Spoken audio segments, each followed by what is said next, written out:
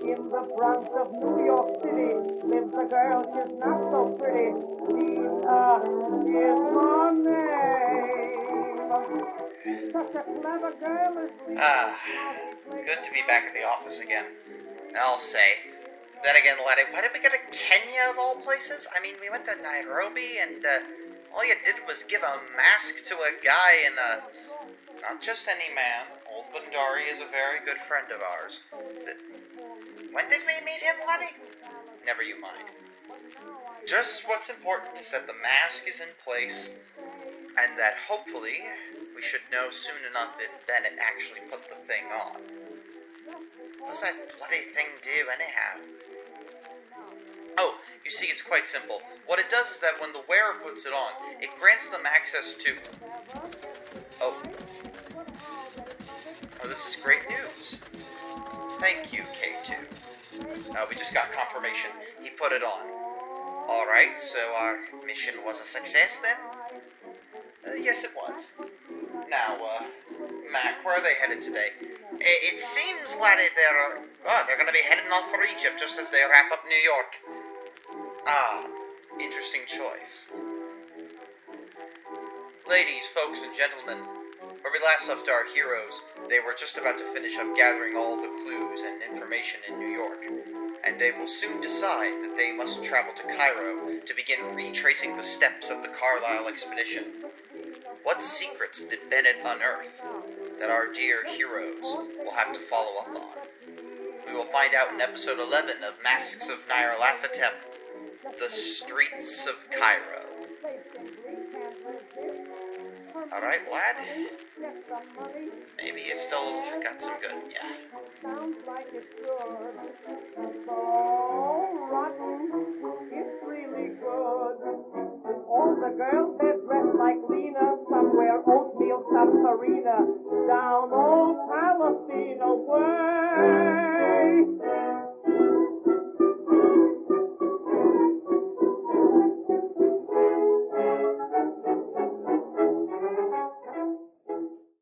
You're gathered at Fat Maybelline's where we last left you.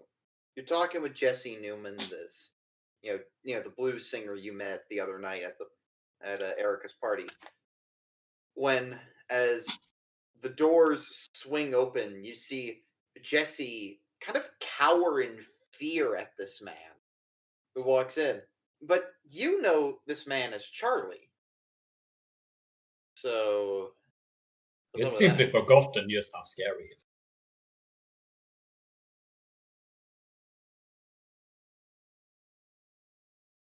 He just tries to keep a straight face. Jesse's just trying to look away, not look at you directly in the eyes.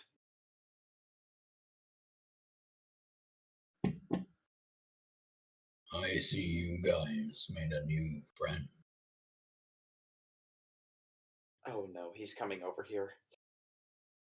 Oh, that's just Charlie. He's fine. A good acquaintance of ours. I'm sure he's a good friend of yours. Just gets real jumpy and nervous. Honestly, his bark is legitimately worse than his bite. Yes, but what about his laugh? He laughs? When does he? I would be surprised. I'm sure it's fine. I'm pleased to meet you, sir. A new name, sweet. Jesse. Jesse Newman. Charlie extends his hand. I want you to describe how Jesse reacts to that, since you were his former GM.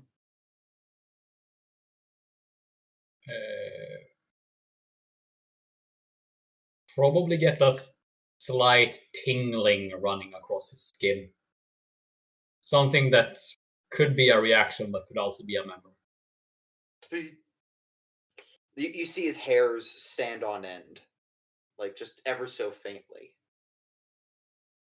He pulls back. Yes, well, I was just telling them about the fact that I knew this Mr. Vaz fellow in passing, you see. Ah, he's growing to be a bit of a friend of ours. Well, I wouldn't call him a friend to me. I saw him on the bus up to Harlem, and he just was playing that song, and he gave me a song about his life story, but it was solid enough, so suppose it worked. Well, he's that kind of man, isn't he? Was he just shows up and tells you things. What was odd about it, though, is that he played it on a flute, right? But what was weird was, well, he was somehow both singing while playing the flute. I mean, if he had 2 mouths, I wouldn't be surprised at this point. Maybe they did a kind of nasal singing, like the French.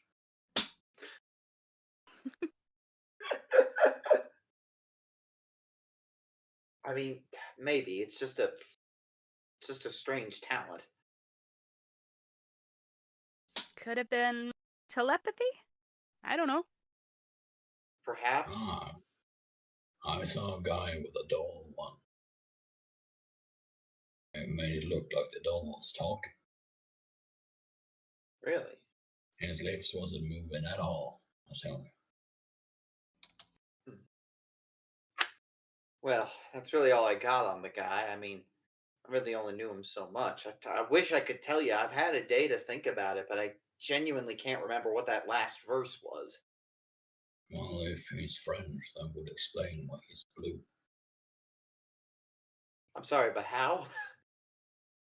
You know all the crazy shit the French eats. Would make... Can't be good for your skin.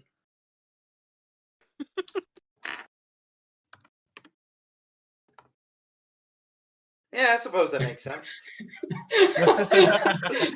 It worked. I suppose that makes sense. No, it doesn't. Okay, good to know. Good to know. I never really got went to high school even. Well. I haven't even seen anything outside of this city in my hometown.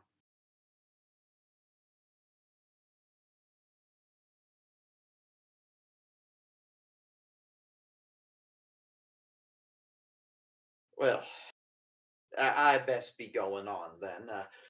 You folks enjoy your evening, and oh yes, my condolences, by the way, for your friend. Thank you. Mm-hmm. Charlie begins to stuff his pipe. Indeed. Pipe.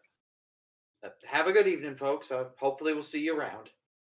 And he Bye. he exits the club. With that, do you want to? See him again? Maybe you will. Maybe you won't. So do you want to just like briefly hand wave that the party catches up Charlie with everything that happened? Yeah, we are gonna tell him everything he missed. Yeah. Including the escapade with the Birdman. Oh yeah. Charlie, you get the everything that they've learned, everything that was given to you in the recap we wrote. You learn all of that information. You can hear it, process it while you smoke your pipe. After a while, it's already almost out of tobacco with the amount of time it takes to fully retell everything that occurred and all the key evidence.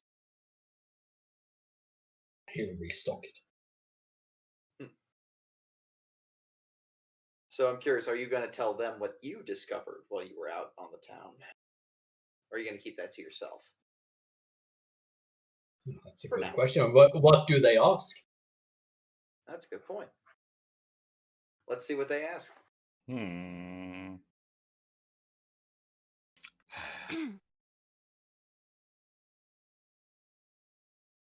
Now I am curious. But, tell me, Charlie, what have you been up to?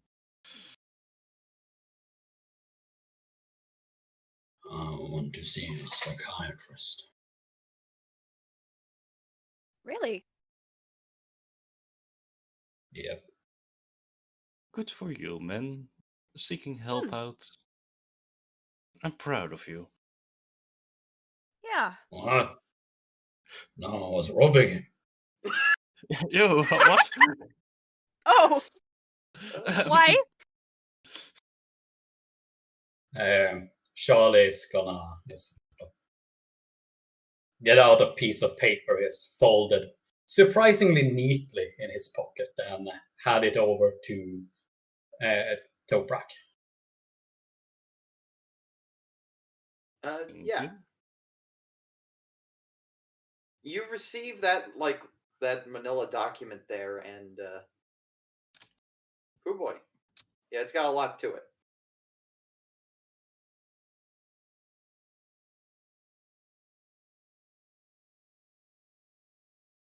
Hans. Enhance? Enhance. Yes. Smooth out the pixelation. Obviously, I had some dreams, this Carlisle fellow.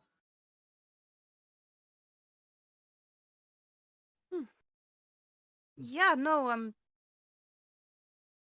Erica Carlisle mentioned something similar about dreams.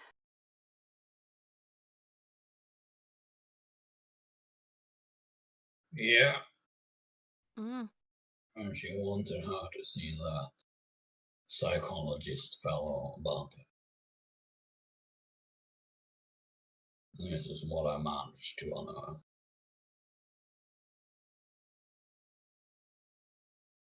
You think Maveru might have been the other one on that portrait we saw?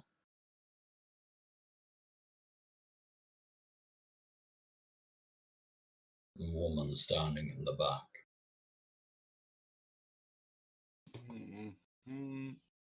Wasn't that... Didn't we already... You got the name Bonet. That's... Thank you. I have that written down and I'm still blanking. Maybe Yeah, no. Mwaru is last name. Could be. I mean, we weren't really able to find out that much about her. Everyone seemed perfectly willing to pretend like she didn't exist. Well. Yeah. Yep. Lewis takes a moment and pipes up. So, where exactly does this lead us then?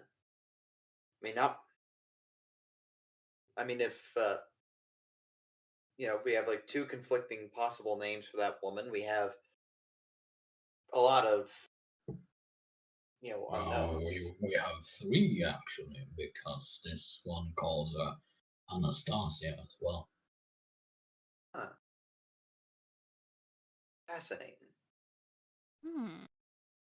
If it, well, no relation to ours, I hope. Probably unlikely. You could always give her a No. call and check if she knows a Carlisle. Might be worth checking at some point. I mean,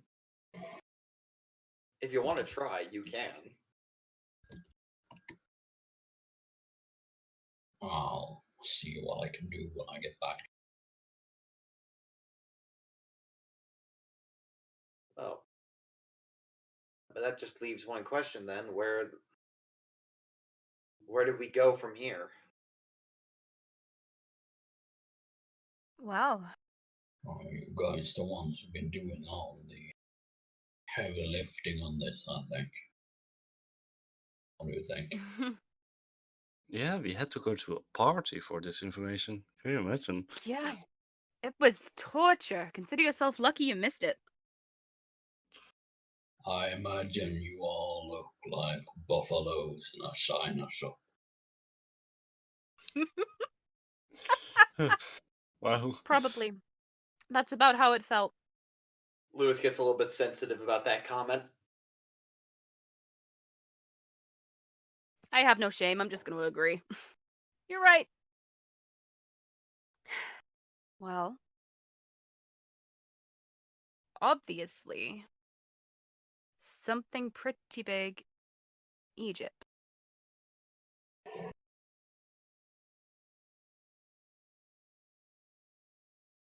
Well, I was down in Egypt before I came back here, so I'm not opposed to running back that way.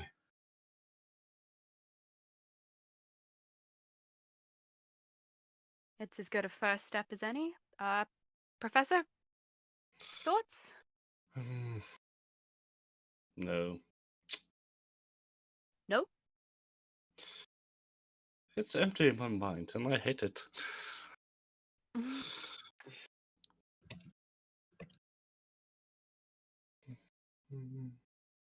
Any objections then? No. No No. objections. Lewis Okay, types up- great. Lewis Let's go. types up, no objections. Just give me some time. I do need to make sure I, get the time off I need for this. Oh, crap, that's an excellent point. I can't just run off and leave. I have to... Oh, yeah, I've got a couple of errands I'd have to take care of if I was going to leave You have long-term. responsibilities? Wow. Professor Dimir, I'm insulted. Oh. Well, the thing is that this is Professor Demir's job. Yeah. What he's doing right now. Ask the Egyptian club to take care of it. Hmm? Can't you ask the Egyptian club to take care of it? Well, really, all I have to do is close down my shop and pack more supplies than I've got on me. It won't take long.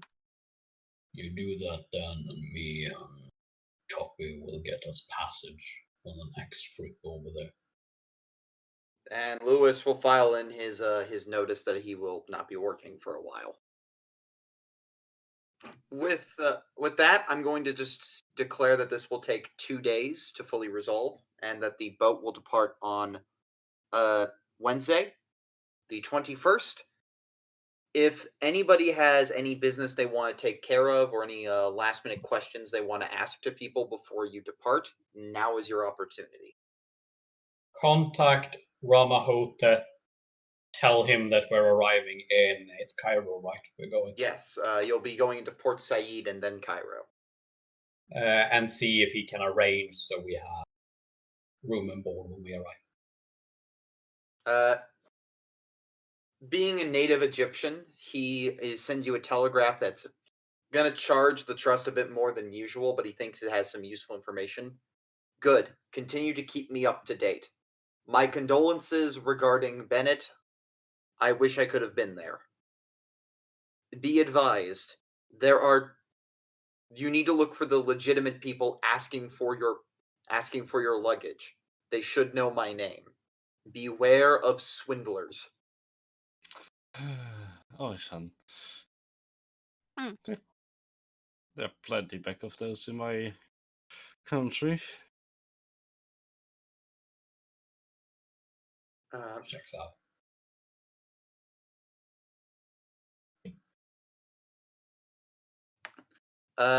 Professor, do you want to follow up any leads or ask any questions? You You have some time to yourself, by the way, so. That is very nice indeed. No. I don't think... I can't think of any leads right now I want to pursue. All right.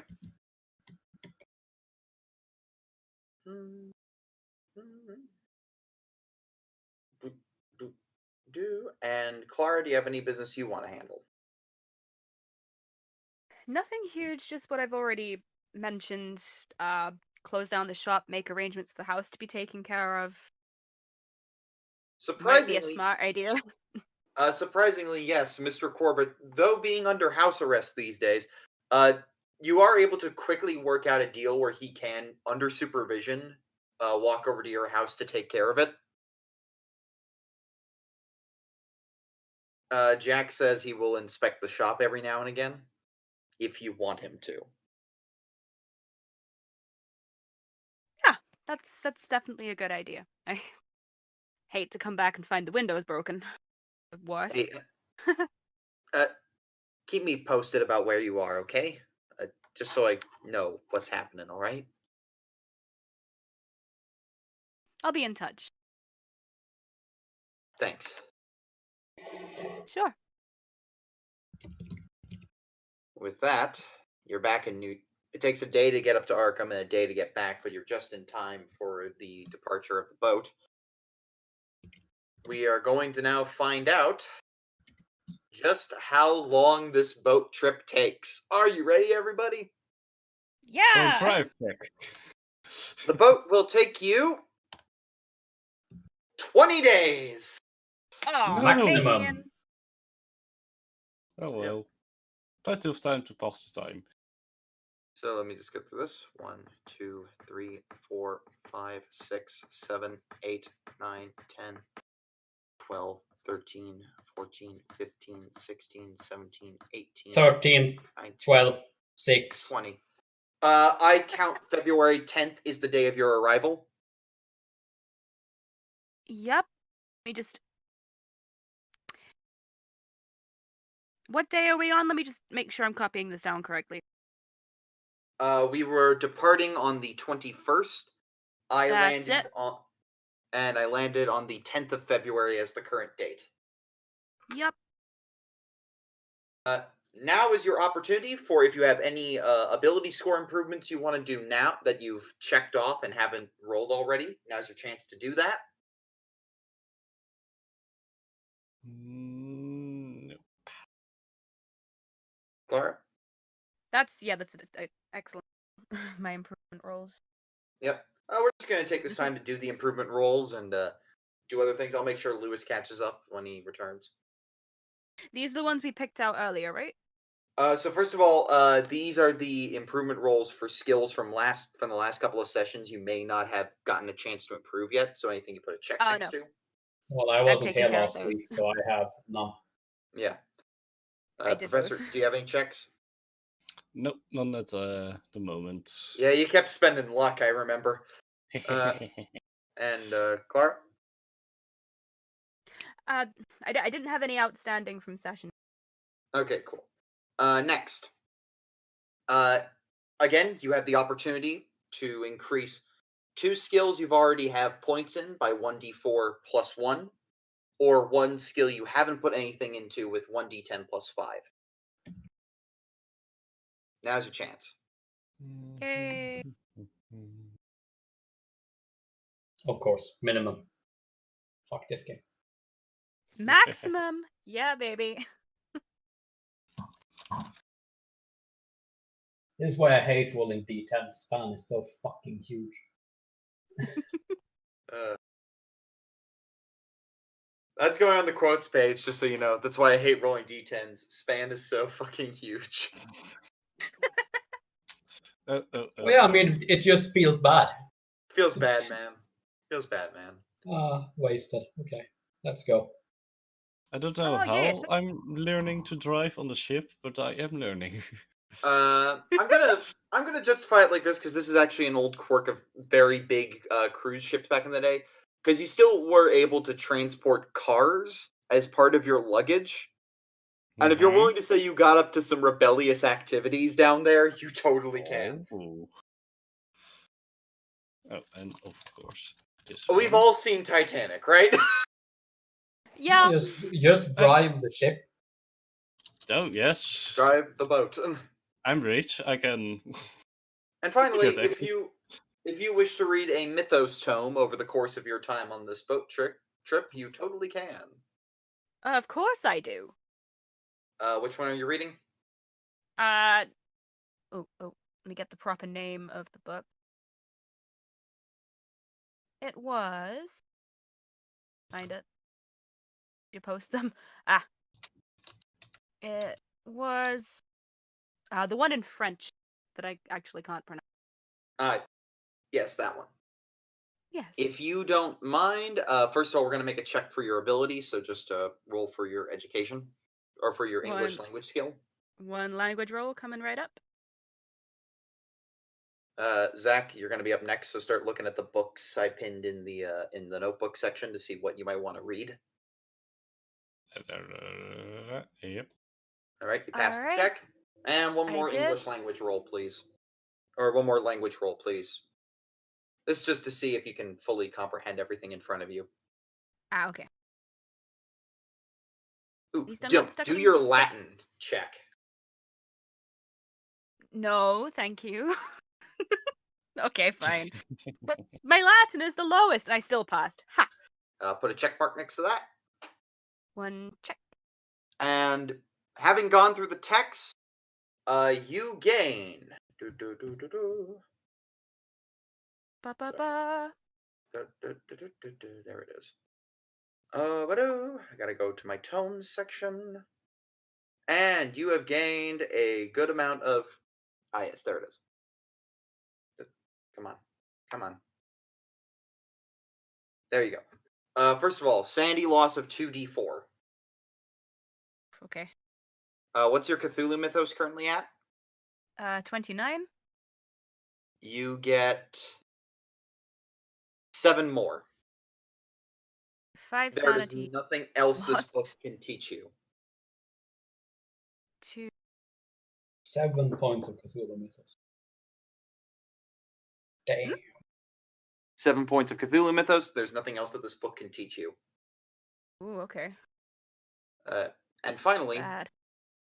you gain the spell Contact Deity, the Lord of Waters. Oh. Ooh. That sounds cool. Yep. That sounds like it could go wrong very fast. It can. Yeah, and it I will does. tell you the Fun. cost. If you are to do this, it will take away 5 of your POW. You lose 1d6 sanity. It takes 5 to 10 rounds to perform it. And you must do it in a location that is free from a lot of that is very low in population. It must be unpeopled is the word it chooses. Unpeopled.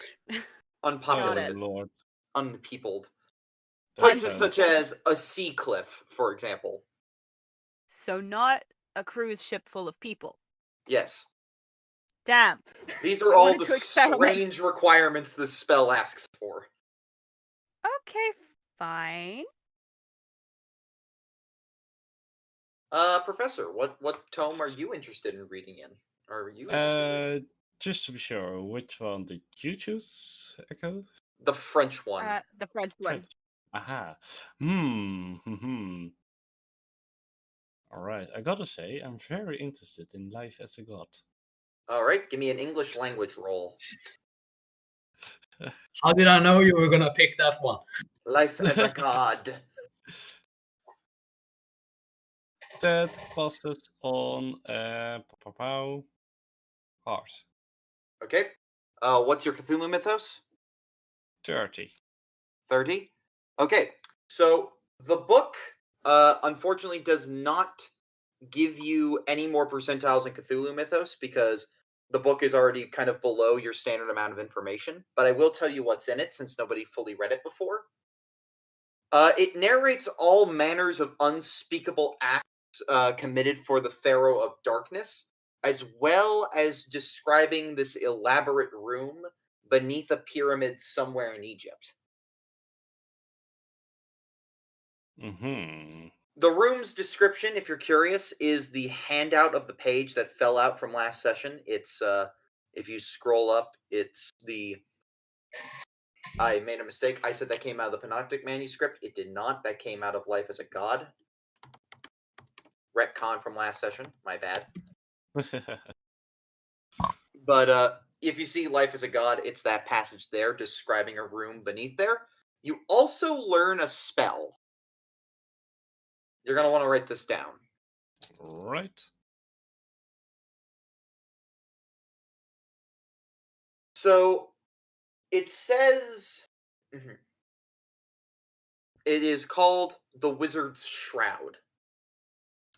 For 7 magic points and 1d3 sanity, you create a shroud of protection that makes you invisible only to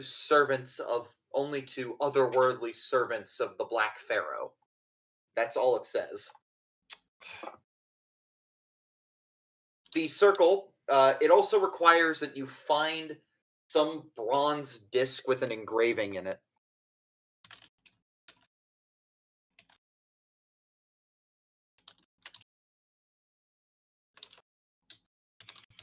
All right. Yeah, pretty wild one, right? So it's only invisible to the servants of the dark servants of the Pharaoh. Of the Black Pharaoh, yes. The Black Pharaoh.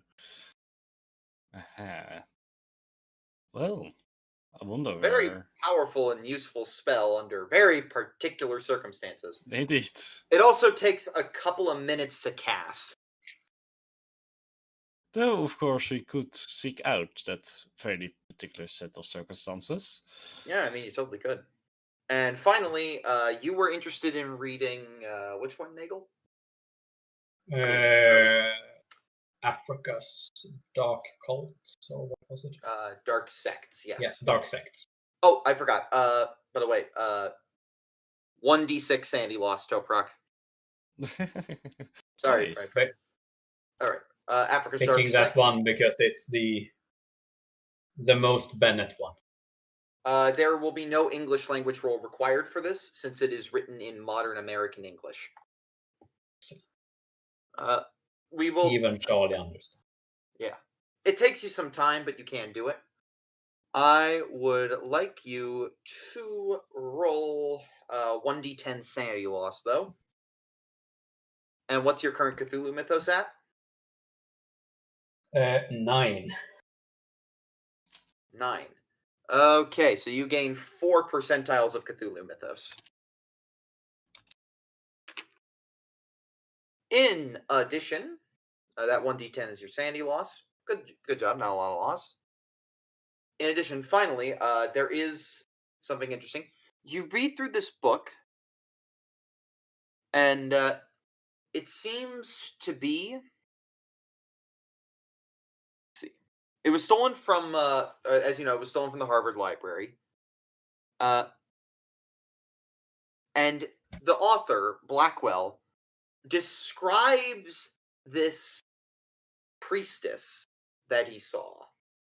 And the priestess summoned this unholy abomination before his eyes in 1916. He describes it in great detail and was lucky to escape with his life, but he is deeply disturbed by the bloody mass he saw.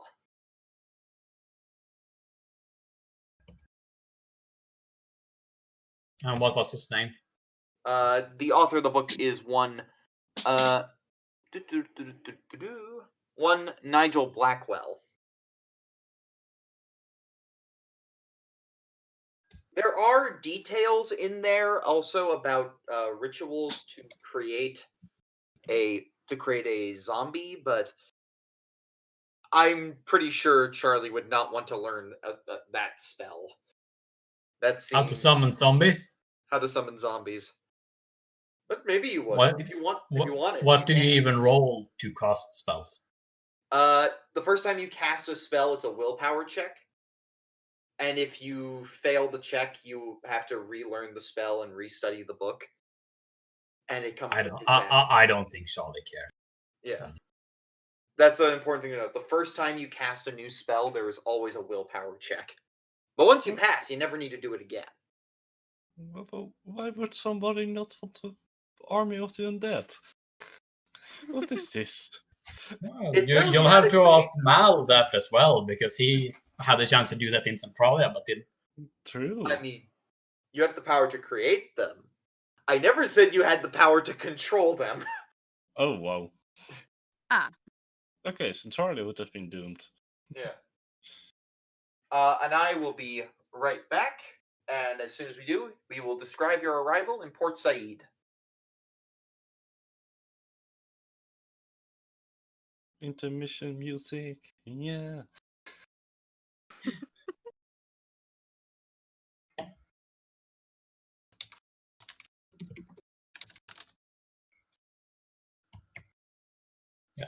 Here you go. Intermission music. Oh, I was about to link this one. But yours is better. I know, right?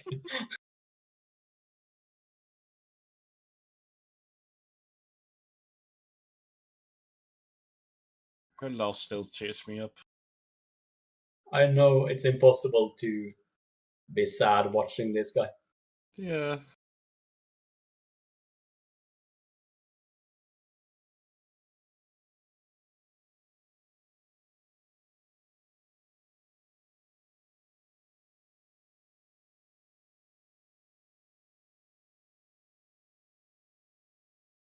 And I'm back. Welcome back. So, it was a long, uneventful boat ride. Many of you had your own little adventures going throughout there. But eventually, you do arrive in Port Said. You get off the. You finally get off the boat, all your luggage in tow, and the boat kindly provides a very nice escort service that takes you directly to a train station at Port Said, which will take you straight to Cairo. And already you can just see and feel how different this place is. You can hear the people in the streets. You can see off in the distance on the Nile Delta, just all these cotton plantations off in the distance, just shipping and getting ready to go. You hear the busy whirl of the market around you. And if you listen to that audio file I posted, you hear what sounds like a man playing a flute off in the distance.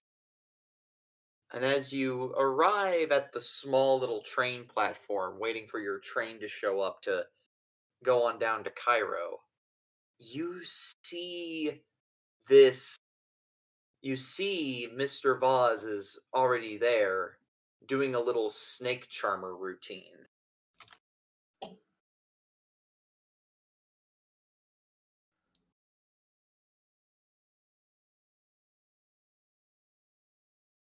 Huh. Oh, why, hello there. He says while still playing the flute perfectly. Hello. Such an interesting man. Hello. Well, I didn't expect to see you here so soon. That's a lie. I totally knew you were coming here. You've been enjoying Egypt without us. Oh, yes, I've been here plenty of times before. Any destinations you would suggest? Well, I mean, I do always love me the pyramids, the ruins of Memphis. The Bent Pyramid is a little bit of a weird one, but I do think it's worth visiting. Ah, thank you very much. Oh, you're welcome. Since Toprak's the one talking, spot hidden. Hey, it's better than raw initiative. Oh, wait. Aha, Pass? I see. The pass, Toprak? That did pass with a heart.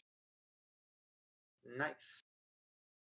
You notice that when Vaz speaks to you, that there's like a second pair of lips that's like just subtly there. Like imagine like how when you put two translucent layers on top of each other in like an image editor? Ooh. It's like there are two translucent vases on top of each other doing different things. Mhm. I'm not going to call for a sanity check, but it is freaky enough. This is just something he can do, I guess. It's Mr. Fast. He lives by his own rules. Like the French. Well. Well, now, I do hope you recognize recognize the situation before you, but you are unfortunately within not the enemy, but within the adversary's home turf, you know.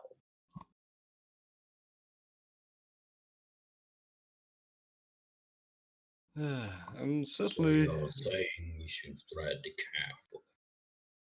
Oh yes, be very careful.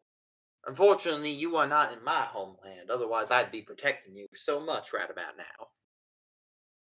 Oh, that's so sweet of you.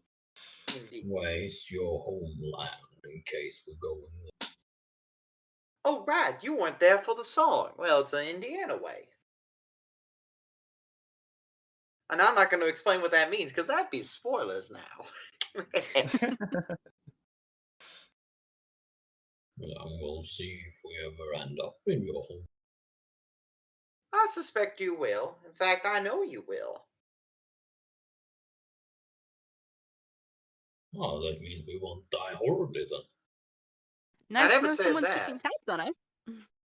These are visions of what most likely could be, not necessarily what will be.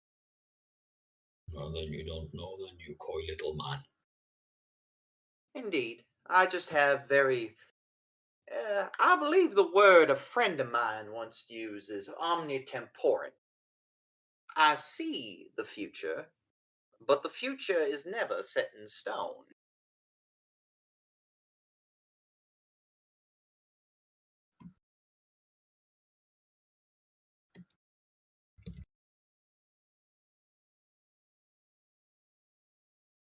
Like the French. It's always.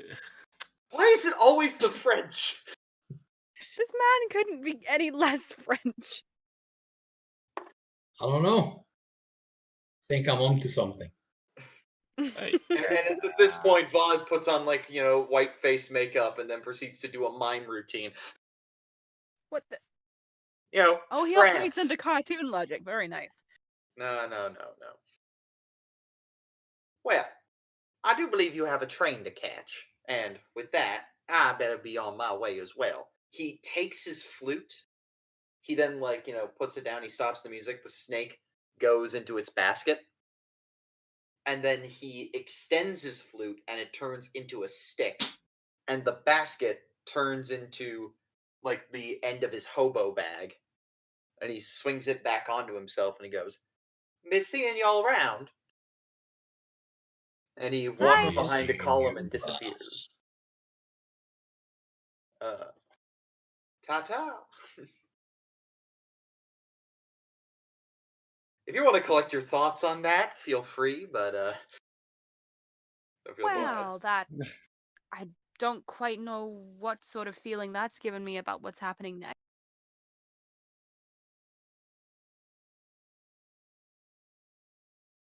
There are things that Wow. make sense in the world, there are eldritch things, and then there's Mr. Fast. Yeah. He said he'd see us later. I trust him. That's good enough for me. Let's carry on. God. All aboard! Yeah. We keep Yep. track of our luggage and Yep. we head on. You all board the train. You notice that Lewis is looking over his suitcase and he goes, they broke one of the gadgets. I have to fix the mythos detector when we get to Cairo. Aw. It'll That's have to. It's a shame, but it'll be up and ready by the before you know it. Excellent.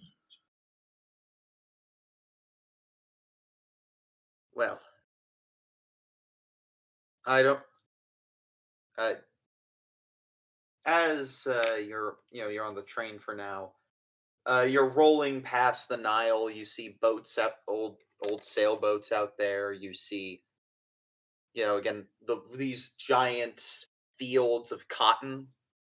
You see also the people having to work on there, picking all of that.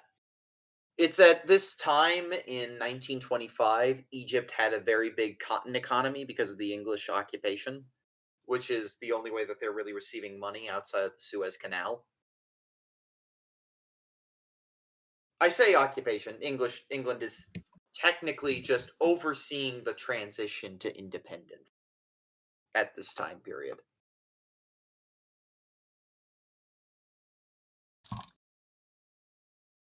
And train eventually rolls into the middle of Cairo. And the city is huge. Like, you see this clash of old buildings from way back when, mosques everywhere, minarets pointing just overhead, giant temples off in the distance. And yet there's also all this French architecture, surprisingly, like very Parisian, clashing with it all. Upon the train's arrival, it's a crowd of people like descend upon the train, trying to convince you to like come to the hotel, and some of them are like, may we take your baggage for you? It's we're gonna wait for someone who knows Rama. This one man shows up. Ah, yes. Hello, sir. I've come to take you to the Hotel du Sud. And you are? Oh, yes. Where are my manners? My name is yes. My name is Ibi Musa.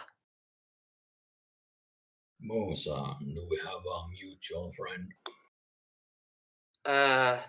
Yes, we do. Charlie looks expectantly. Yes. And then he begins to go.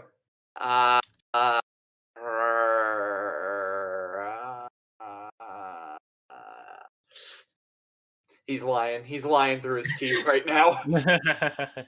Get out of here, you. Fine. And he just grumbles under his breath. Nice try, though. Hey, compliment him. He might try again.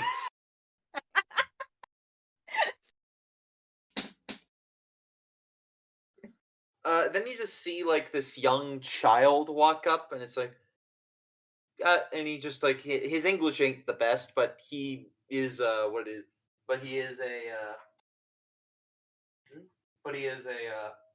dragoman, which are like these interpreters for this area.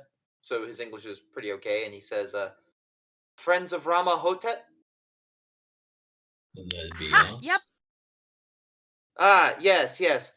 Come with me. We've arranged for you a stay at the Alexandra.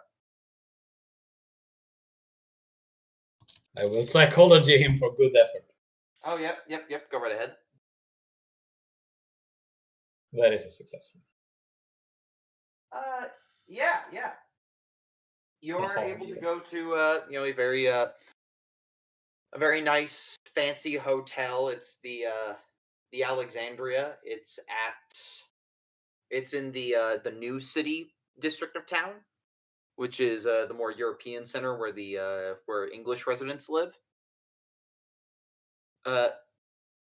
You make your way over there. It's a very Parisian-styled hotel, very upper class, very always at your service. It's not on the map, is it? It's not on the map, unfortunately. This is actually a real place, but it's not marked on the map.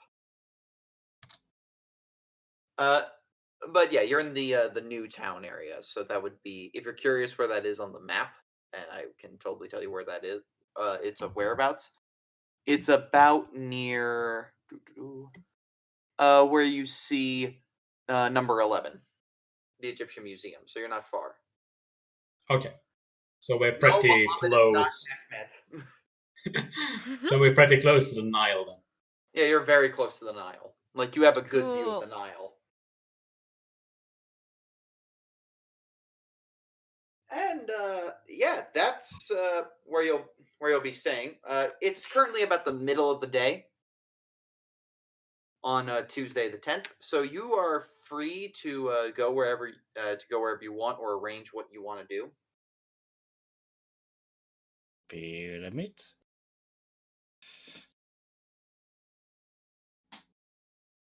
You want to arrange a pyramid expedition? You totally can. Hell yeah! Are we gonna do it? Are we gonna seek the room out? What does that have to do with anything? We're in Egypt. What in Rome? If you want me to point you to like what leads you have, I can. But I I'm gonna remember- let you I remember one of figure it them. out first. I remember one of them. Yeah. We are, while we're bustling around Cairo and enjoying our lives, we have to look for something called the what was it? Street? Was it the Road of Jackals or the Street of Jackals or something? The Street of Jackals. That was it. Yes. That was In one of our addition, leads. In addition, Charlie, you would know that the book Toprak was reading, where he found that idea of the room, or at least I don't know if Toprak you want to say this, but that book was found amongst Roger Carlyle's personal collection. Okay. So that's why it's a valid lead. Yeah. Unfortunately, the Street of Jackals is marked out on our map. Yep. It's a fictitious street, unfortunately. But yes, you can go to the Street of Jackals. Well, if it's a fictitious street, I don't want to visit. I mean, like, in real life. In game, it's real. I just want to, make notes for the viewer about, like, if you want to go to Cairo, do not expect to find the Street of Jackals. You will be disappointed. Sorry. I'm trying to refine which of the documents mentions the Street of Jackals. I can. So many documents. It's the first one in the series in the pins, actually. Dear Mr. Carlyle.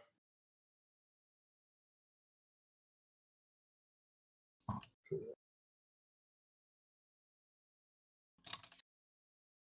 So a name that I think is Faras Nayar.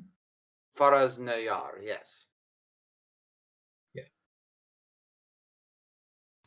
Is who we look for there. Mm-hmm. And are those the only leads we have for each? I don't know. I'm so out of the loop. Those are basically it. You have everything. Faraz Najar and the Street of Jackals. There's the other guy who signed the letter, Mr. Warren Bassart, which you could look into. And there's the mysterious room that Toprak learned about. Yeah. Well, for the room, we'd have to investigate first anyway, wouldn't we? Because we can't, as much as just random pyramid sightseeing is fun, we should probably make sure we're actually going to the right one. Yeah, research. Hell, you can go to the Cairo University / the Cairo Museum. It's right next door.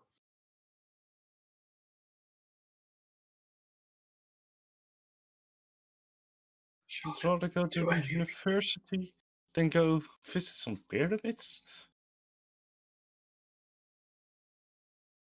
Just know it will take a while. You do have to arrange an expedition or arrange a camel voyage. Aren't pyramids Excuse me, I right thought we were here to figure out whatever Bennett was looking into. But if we're doing vacation, then I'll just be on the beach. We are here. We are here to work. It's true. Didn't you say the expedition visited the pyramids? Yes. In the newspapers, you would see that they visited Giza at one point. Oh. There you go. We have reason to go there. I think we should chase down everything, even if it's only got the most tenuous connection. We can't be too informed, can we? That's my point. We should make sure, if it was Giza, that was the only place they went. So we're not just fooling around in the dark. That is true.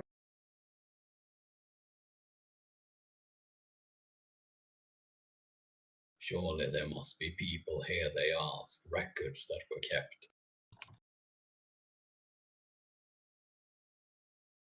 Since we are in Cairo, why not look into everything that's in Cairo before we head out to the pyramids? Yes. Oh no, actually, our group never does that. Let's just skip ahead to the pyramids first. No, let's not skip. No, we have to break the mold. Slow down. So we're going to the pyramid, Nash. All right. Well, you don't the secret room. I don't expect to do the elaborate thing. No, you don't get to just know where a secret room is. You have to find out about the secret room. Okay, let's to the brook. Let's slow our butts down. Let's start someplace practical. I mean, surely we can just find the room if we go to it. It's fine. Yeah, sure. No. No, we're doing this the old-fashioned way this Where time. at least two of us can read Egyptian hieroglyphs. Some of those will tell us. So, Street of Jackals, pyramids, the museum. What are we doing? I guess Where's we can closest also to our go to current the museum location? to investigate both the expedition and the room. That could work. So, Charlie wants to go to the streets of Jackals, but he won't do that alone. I'd say let's- let's do some reading first. Let's start with some research. More reading. The If they're university- reading, Charlie is visiting the museum. You All can right. go come bully a librarian or something. I don't know what you do in your free time. All right. No splitting the party. There's only 3 of us playing today. No, that's fine. That's perfectly fine. I mean, if you want to split for research purposes, going to visit the museum and visit the university, they're not too I mean, far apart. the museum is the university on the map. It's not on the map, but the university is linked to the museum, so like they're very close to each other. Yeah. Mm-hmm. And that- Charlie is not sitting in a corner while you guys are reading. So Aw. he is going to do something. Mm-hmm. Yep. So, if you're going to do research at the library, then you can do research at the museum. That's they are not far apart from each other in this regard, and that would not be splitting the party too much.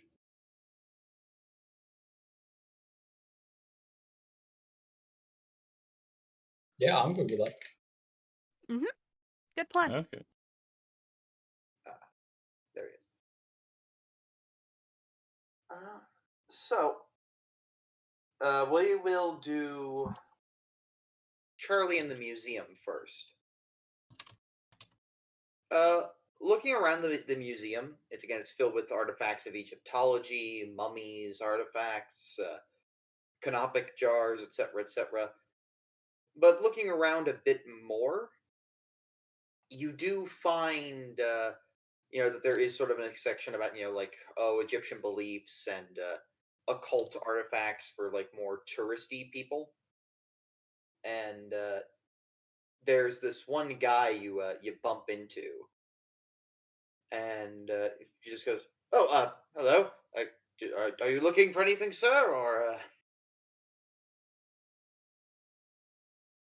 I am, as a matter of fact. What are you looking into?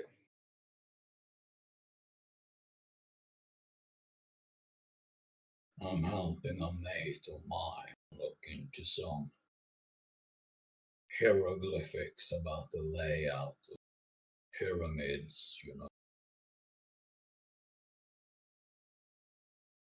Just stories on how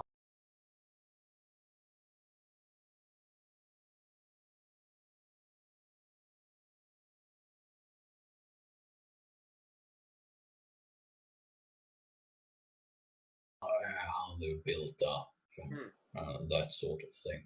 You can just put me to the right way and we have things like that. Have a look Yes, myself. let me walk with you to what you're researching. Who is this friend of yours? Clara Manning. Clara Manning. He's going to make a luck. I want you to make a luck check for me.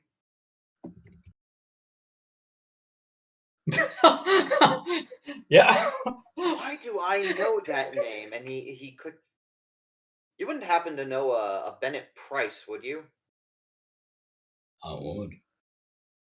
He mentioned her in passing, actually. Well, that's excellent. We're mutual friends as Ah, yes. Forgive me. My name is Dr. Ali Kafur. well. Ali Kuffle. Pleasure. I'm Charlie Sweet. Pleased to meet you, Charlie. Cut 2. All right. So, Clara and Toprak, you're both at the library. What topic are you wanting to look into?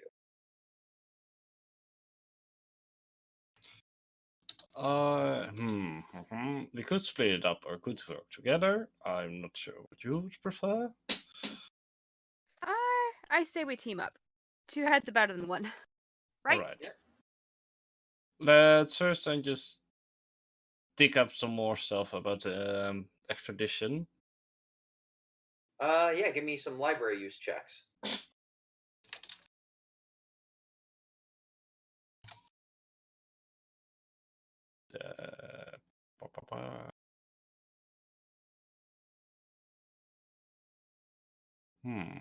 Oh, there.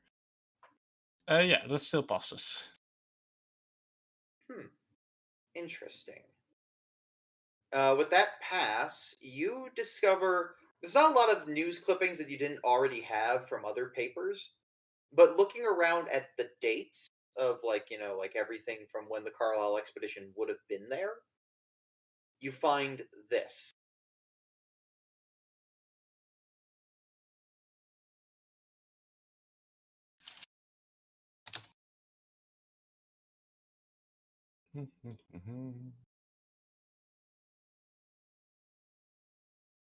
Mysterious fire.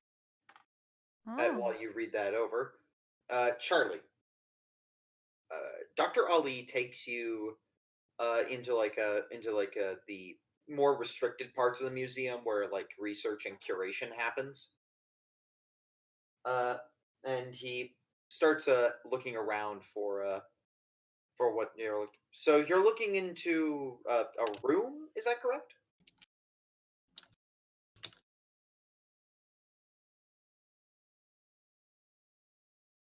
Charlie? I was muted. There we go. Then it is hard to communicate. Yes, it was very hard to communicate. But Charlie, you were wanting to look into a room, correct? Indeed, I'm looking into hieroglyphic descriptions of layouts of the different pyramids. One moment. I think I might have something that might be of some use. He Excellent. pulls out a giant, old, dusty tome, and he lays it down, flips that thing open. To be fair, I've never really bought into whatever this thing has been saying, but I have read that it has some interesting layouts written in there. I do know Old Arabic, but my hieroglyph is a bit rusty. Well, let's see what we can unearth, shall we? Reading through this tome for a bit, you glance a couple of passages that talks about the ancient ruler of Egypt, Nephrim-Ka. It discusses, his rule, some modifications he did to a couple of the pyramids, and it specifically discusses that there is a. Yes, I can spell it for you.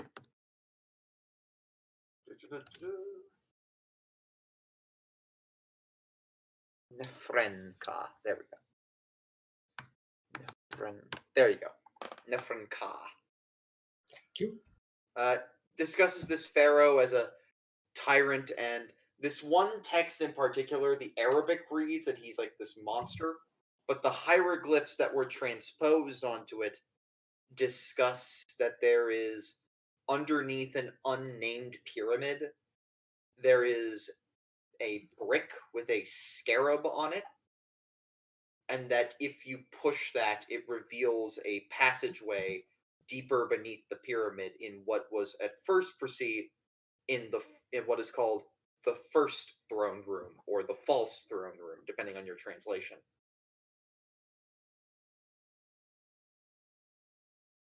So, an unnamed tomb, Mm-hmm. the false throne room, have a scarab brick. There'll be this one brick with the scarab. If you press it, it leads you to a passageway to the real throne room.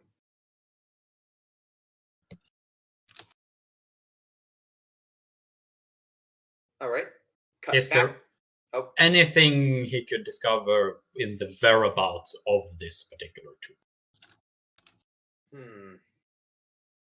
He's going to make an old Arabic check. Vaguely, all it really says is south of Memphis. South of Memphis. Okay. Well, it's good to know in case we end up there. Yeah. Feel free to go back to those. All right. Cut back to the library. So, after looking over that old news article you were able to dig up, what do you want to try looking into next?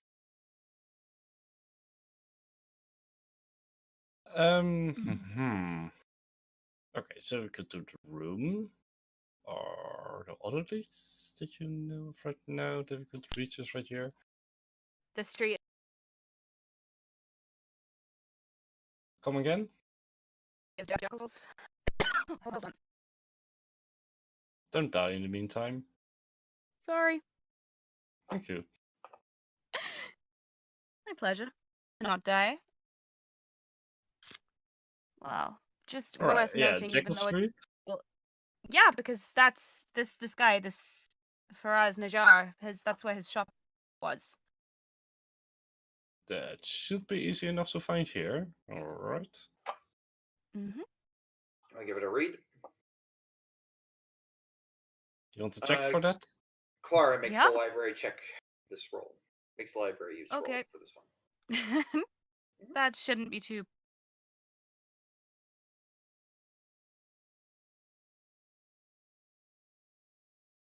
No. All you get is the normal trivial information about the Street of Jackals. It's a merchant street. It's filled with tons of different shops. You find an old article discussing when that shop was initially open, and it turns out it's an antiques dealer. Okay, this is more my area of expertise, at least. So at least you know what you're getting into with Najjar. Makes me feel better.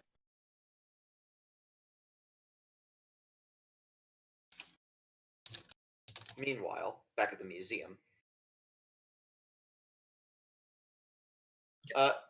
He closes up the tome, concluding that there's really not much else he can get out of it, and he puts it back up under the entry Al-Azif, and then goes back to bunch of, again, mad ramblings of some guy. But if they yield any result, I will please let me know. It's a shame. Bennett asked into this, but I never got the chance. I was busy with a meeting.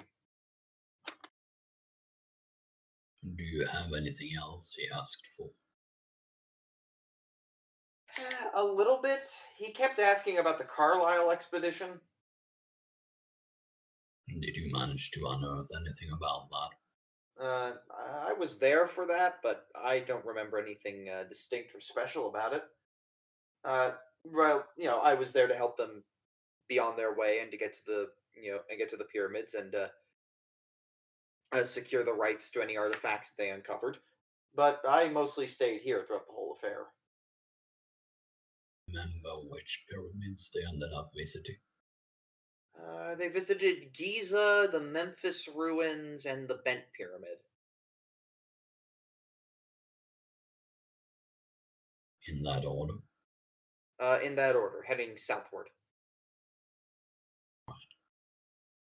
Oh, Thank and you. That's very useful to know. I guess I should mention this. I've never really brought it up. I'm not really much of a gossip, but if you're curious, Sir Aubrey Penhew, I had an immense respect for the man. I still do. God rest his soul. But he's holding himself back.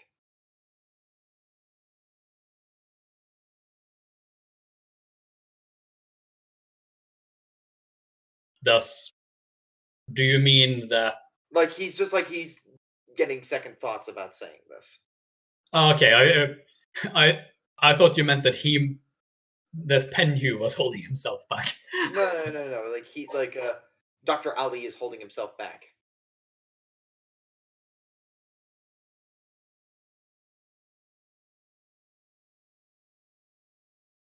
Look, it is obviously distressing to you.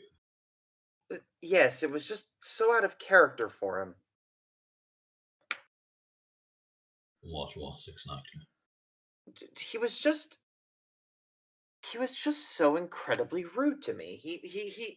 He came back from the Bent Pyramid. He was getting ready for that when they were going to go on safari, and I asked him, did they find anything? And he just snapped at me, quite rudely. I just assumed he was having a bad day, but ever since then, I never asked him what was wrong. I've always felt like maybe it had something to do with their death. I wish I said something. He snapped at you before he set out on this expedition. To Kenya, yes. I talked to him before the expedition to the pyramids, but that was. And then he was all friendly, but when you say he was a changed man. Yes. Like there was something odd about him. Correct. It's very useful that you mentioned. I thank you. Yes. Is there one last thing I could trouble you with? Whatever you want, sir. Well, speaking of the expedition, does the name Echobirdy ring a bell? I met him. Yes, sir. He was with the Carlyles at the time. Yeah, exactly. Did he go with them south? Yes, he went with them to the pyramids, but I remember him returning to Cairo before everyone else. He came back before them? Yes, I wish I had time to speak with him, but I heard from some colleague of mine that he suffered of heat stroke, I think. Heat stroke? Where yes. did he go? Once he was rested, he decided that he needed to take some time off, I think. You have any idea if he checked into any hospital or such? I wouldn't know. But he returned before the others and had heat strokes and then abandoned the expedition? I don't know if he abandoned them. I never got the really chance to talk with him. We weren't really on speaking terms. No, of course, but he did not go south with them after. I can't say if they did. I don't know if he did or if he didn't. It's unclear to me, if that makes sense. No, it makes sense. Thank you. It's immensely helpful. You're welcome, sir. Again, my dearest condolences for your friend. Kindly. Beware, Cairo's a dangerous city. I understand. I'll be on the lookout. I hope you don't mind if I made the assumption that you mentioned what happened to Bennett at some point while you were off screen.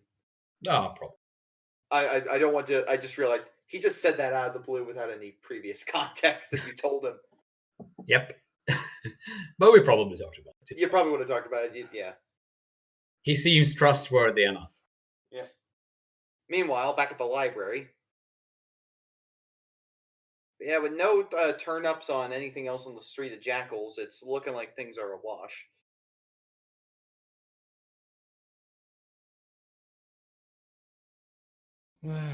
Could let it try. Just informing with the people in the town, in the city.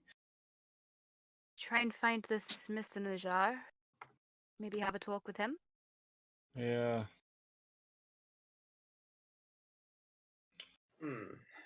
Probably your best move. Probably. That round Charlie up then for that. Yeah, we'll all go together. On the way out, you bump into. There's this one guy who's walking in. He's feeling the desks near him as he's like walking his way over. Sir, do you need any help? Oh, forgive me. I am blind. Can you just guide me to can you just guide me to sit down somewhere? My assistant is going to be reading to me in a second. Sure. I'll grab your hand. Yes, thank you. Toprak, can you please roll me an education check? I can certainly do that. You know this man and you are familiar with his work. This is Taha Hussein. He is a scholar and one of the most controversial figures in the Islamic world right now. Oh, go on. He did some research into Arabic poetry that was considered to be before the Quran, and doing some linguistic study, he came to the conclusion this had to be written post-Quran, which is very scandalous because it would mean that there's basically this very sensual, very, for lack of a better word, erotic poetry that would be written and approved by the Prophet. This is considered like very scandalous within the time. And currently, right now, Egypt is torn in the same way Turkey is between secularism versus traditionalism.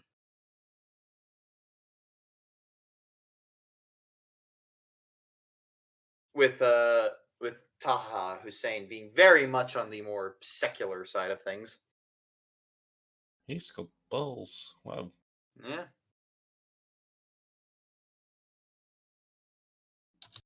Thank you, sir. You're very kind. Wait, I know your work. Ah, I'm a big fan. I didn't know that the news of my work made it all the way back to Turkey. You're speaking in Arabic to each other right now. Your Turkish accent is very apparent. Thought as much. Yeah. If you don't mind me asking, what are you researching at the moment? Well, currently I'm continuing to back up the scandal, we'll call it. 1924 was not a kind year to me.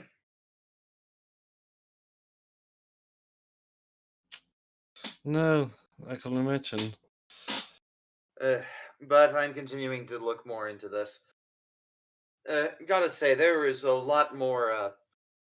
There are a lot more things written in. There are a lot more Arabic works that have been read that have been read to me now, and I think that they are very, very interesting to be looking into. Specifically, I've been hearing about that apparently there's been more than one prophet story. It's a reoccurring theme in my research of people wandering the desert and receiving visions. Oh, well, That would be revolutionary. Indeed. There's just a bunch of poems, all mostly in Arabic. Sometimes, I think I found one or two that I heard was written in Hebrew. But still, it's a common reoccurring theme enough. I'm curious if there's like any cases of it in the modern day. Perhaps we could explain it then. Keep fighting the good fight. I know Indeed. one thing for certain. Your name will be remembered in history. It already is. You don't go flipping over the final exam to become one of the scholars of Islam and not get a reputation for it.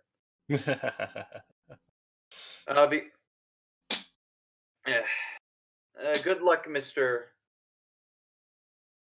Dimir. Toprak Dimir. I've met your father, actually.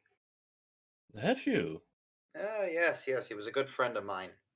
On what occasion, if I may ask? He was in Egypt on an archaeology expedition. I provided him some useful translations. Ah, yes, that is the old man. Yeah. Rest in peace. Yes, indeed. Yes, my assistant is here. In walks in his wife, who's also been very helpful as an assistant. He met her in France actually when he was getting what could only best be described as a doctorate in undeclared. He did that. All right, and with that, you get on your way to the Street of Jackals. Hope you enjoyed Nash's historical tirades. I love doing these. What? I do wonder, how did you ever come across him? I took a class on modern Egypt, and I am just like going, he is amazing. Oh. Like Taha's life, he writes several autobiographies about himself that are worth reading. Mm-hmm. He's also just so cool. He is. I love the way you just already throw love this him. stuff in. It's amazing. Oh yeah. Real quick, here's a picture of him and his wife. No. Aw. Islamic history is so interesting, and it's a shame I don't know more about it. I say Egypt's a good place to start if you want to do a good modern history course on it. I'm biased, but I do think it's a good place to go with it. There's a lot of I think the modern issues we deal with in the Middle East can trace some, if not most, of its origins to Egypt. Ah. And this is one of them.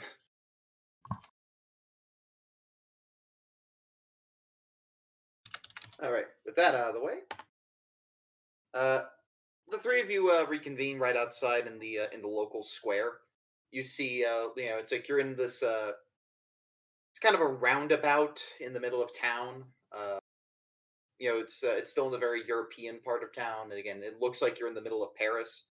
There's this one really modern Art Deco building called the Jacobin Building that I think is under construction at this time.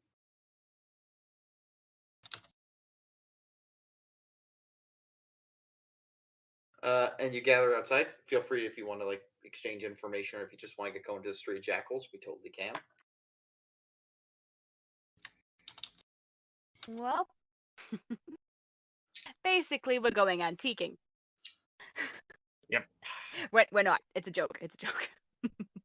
Well, Wonderful.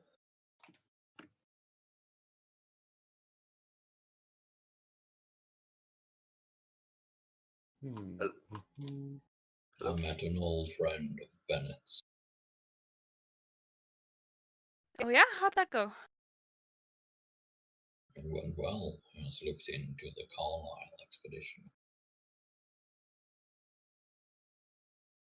I learned at least the general areas of the 3 pyramids that they ended up visiting.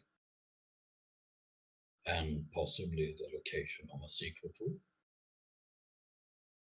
A secret room? What? In the pyramid? Or Yes. wow. Okay, that's next on the list. But first, we've got to find this. It's on the list for when we're leaving Cairo. It's still on the list. Shush.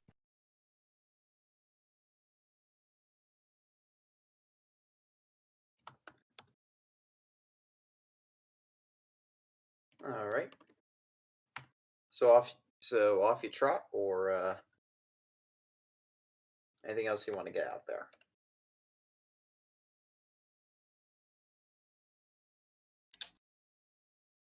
Nope.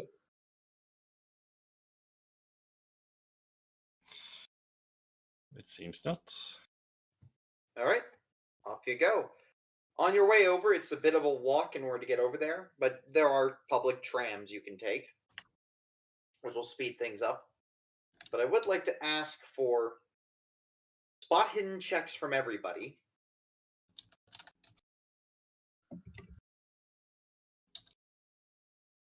Yep. Yep, pass. Yeah, you all see it. As you're I riding see. down on the tram line, you glance up at a building, and you see what looks to be the tall, thin man with the hat and the plague doctor's mask. Now, Toprak, you slam him with your spell. You really want that already?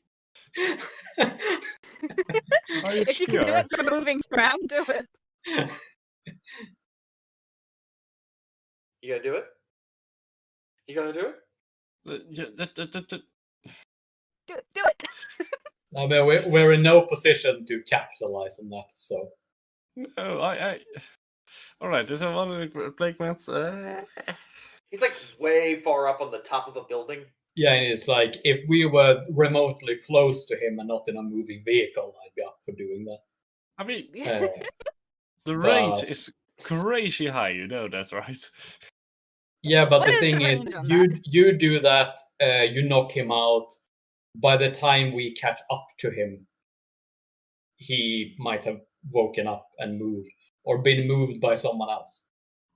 As long as he doesn't solve the building. I mean, that could happen too, in which case he dies. So Yeah. like, And no one knows why.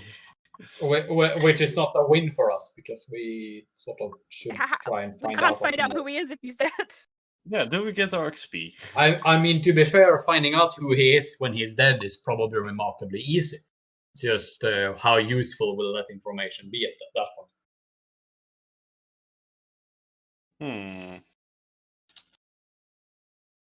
I think it's Jack Brady. I think it's Jack Brady. I'm not gonna try this. We're in no danger. I might need this still. What makes you think it's Jack Brady? I just think it's Jack Brady. Ah, I see. It's Jack Brady or Carlisle. Jack Brady or Carlisle.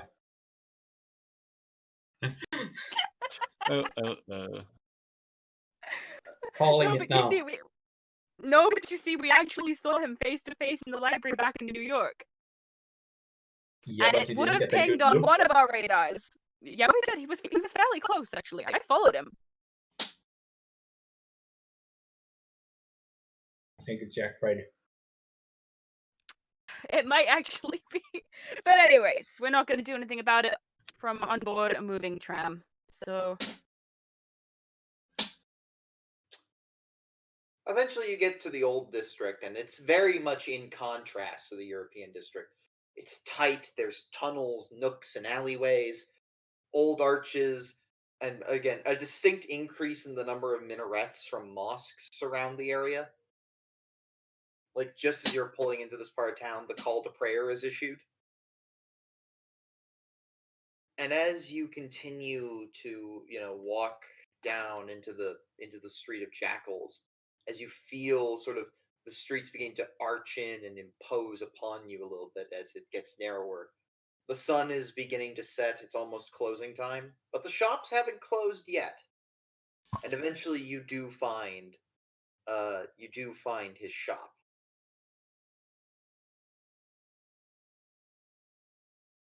It's small. It's got a sign in 3 languages, one in French, which none of you can read right now, one in English, which says antiques, and the one that Toprak can also read, which is in Arabic, which reads Faraz Najar. Antiques. They're all the same sign, it's just...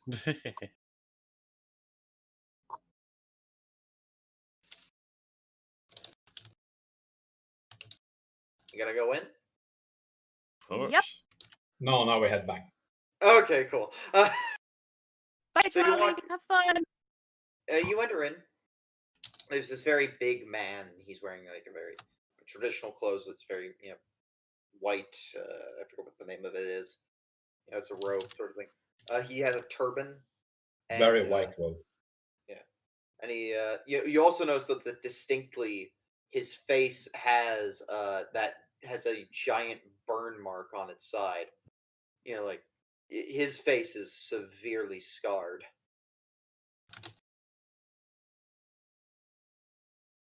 Yeah. Yes. Hello. Welcome to the antiques. Feel free to look around. Greetings.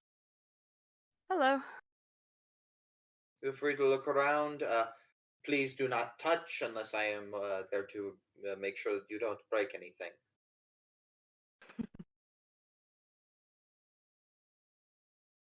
He stands behind his counter.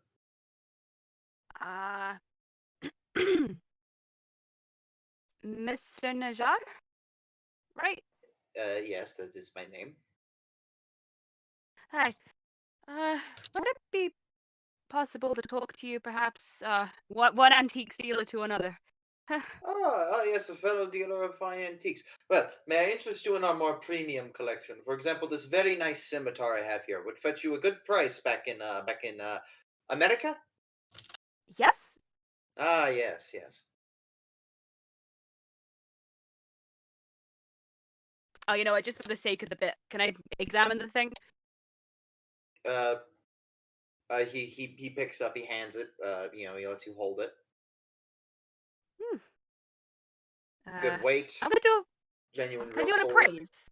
See what it's like. Give me an appraise. Do you check. need help? No, I don't need help. I just want to make this look. I don't want to make this look like an interrogation. I want to come at him naturally. I want to freak him out. So, appraise. So I'm doing my trying to look like a professional before I spring him with the really awful questions. That is a regular pass. So. Yeah, no, it's a genuine, pretty good value actually. You could easily make like a good $1,000 off of that thing. But I would have to get it home. Yep. If you're looking for something more small, I do have genuine artifacts here. Perhaps I can interest you in this old hand carved bone with a bunch of camels on it. That's bone, not ivory.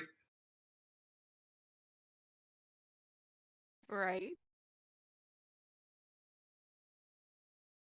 Or perhaps you're more interested in more occult wares for your clientele back there. In which case, I have old bronze trinkets in with symbols on them. Old bronze trinkets with symbols. Yeah. I wouldn't mind a quick look at those. Yeah, you see a couple of them. Give me a Cthulhu mythos check. Nice.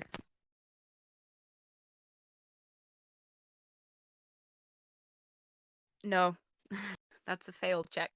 There might be something mythos related here. You'd have to try again later, but if you're willing to blind buy. Screw it. I'm wealthy. I'll blind buy. All right. Tell me, what social skill do you want to try to use? Because he is going to haggle. Flip. That's how we do it here. I know, and we all know how social Clara is, don't we? Mm-hmm. Yeah. I'm gonna get shafted. Charm, please. It's the best I got. All right. He's gonna roll. You're gonna roll charm versus his willpower. Oh fuck. Okay, go. He charges you full price. Fine. I haven't But got you a do- problem with that. You do pick up a few of them. If you're willing to do a Cthulhu Mythos roll in like a couple of in-game hours, you can get a closer inspection later. Yeah. But you get a couple of them. That does set down your credit rating by 2. But you didn't draw from the trust's personal funds. That's a -2 credit rating, yeah? Yeah. Always happy to make a deal. Ah, well, thank you very much. And while we're at it, would you mind awfully if I perhaps asked you a few questions about something that happened several years ago? He gets suspicious. Like what? There was a fire here, wasn't there? Yes, there was. I mean, points at his face. Ouch. Oof. I keep walking into these by accident, I'm sorry. Well done, Clara. Well done. Thank you. Yeah, that must have been dreadful. Indeed. Very sorry, but it seems you've made a really good go at fixing the place back up. Indeed, I have. Shops reopened. I got a new warehouse. The community has been very, very helpful. I made a very good friend of mine, Hassan Albana. He's he very much was able to get me the people I needed to fix my problem. Was Hassan Albanan. it was Craig who discovered. No, Craig just was being mad. Don't worry about it. Screw Craig. Actual person, Hassan Balna will found the Muslim Brotherhood in 3 years. Nice.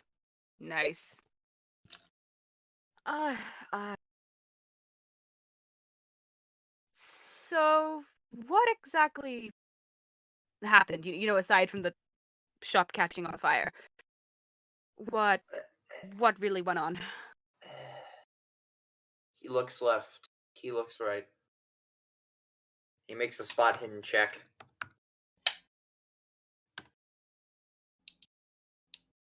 He just makes sure that he keeps that scimitar near him just in case. Does the name Brotherhood of the Black Pharaoh mean anything to you? Charlie, you're allowed to say it does if you want to, since Rama is aware of them and you have spent time with him. Yeah. He begins to get a little nervous and starts to shake. He wants to draw the sword. How do you know them? Do you work for them?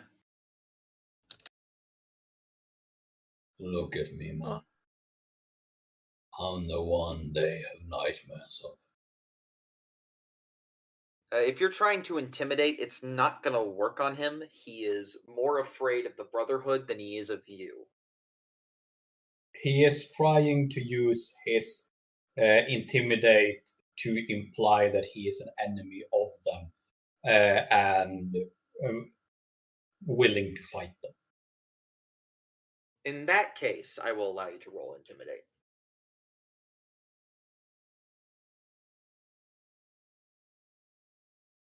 That's not quite on. Oh yeah, it is an X3.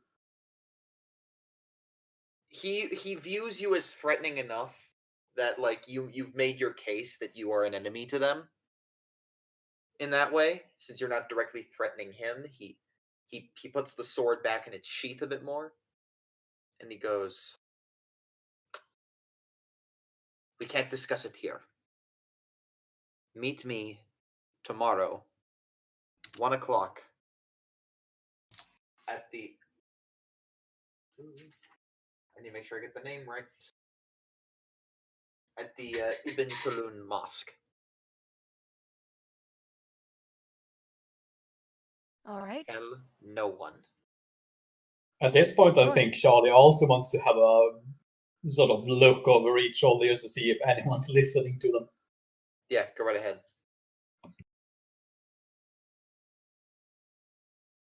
That's a successful spot hidden.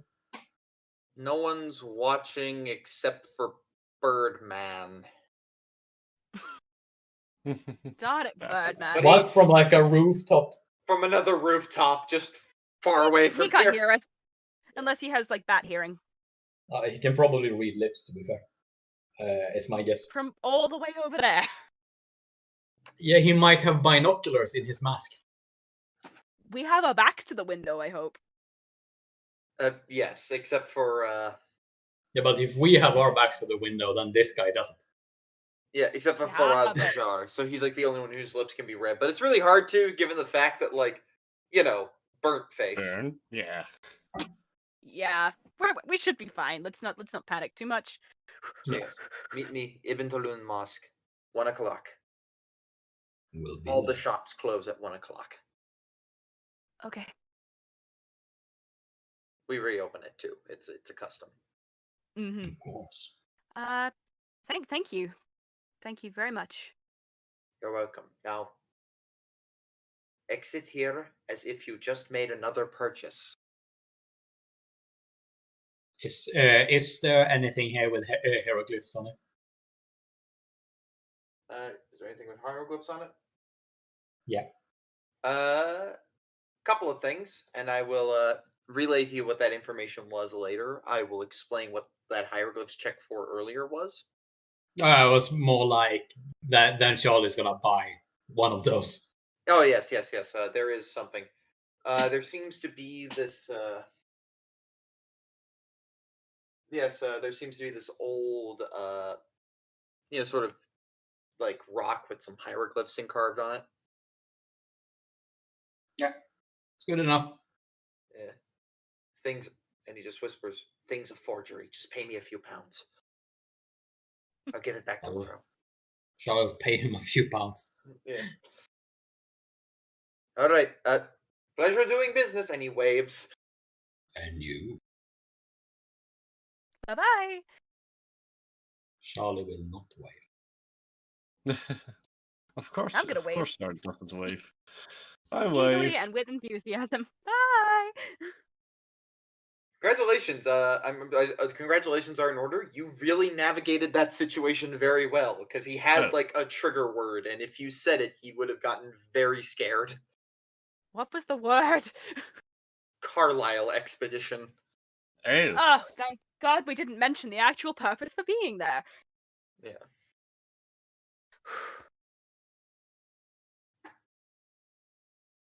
Well, that. Oh yeah, I suspect there's not as much since. Like, the moment anyone said the words Carlisle expedition, he was gonna freak the fuck out, and then Chekhov's sword would have been fired.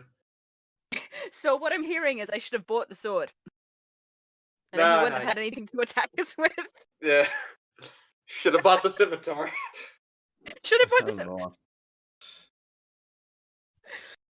Lord. But I got these interesting, what are they, like tokens? Coins? There's like giant little copper discs with like ancient etchings upon them. Hmm.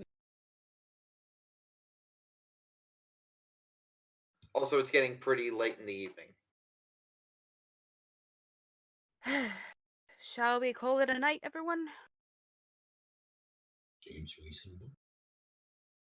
As long as you don't die over there, I think so. Is that Birdman still like eyeballing us?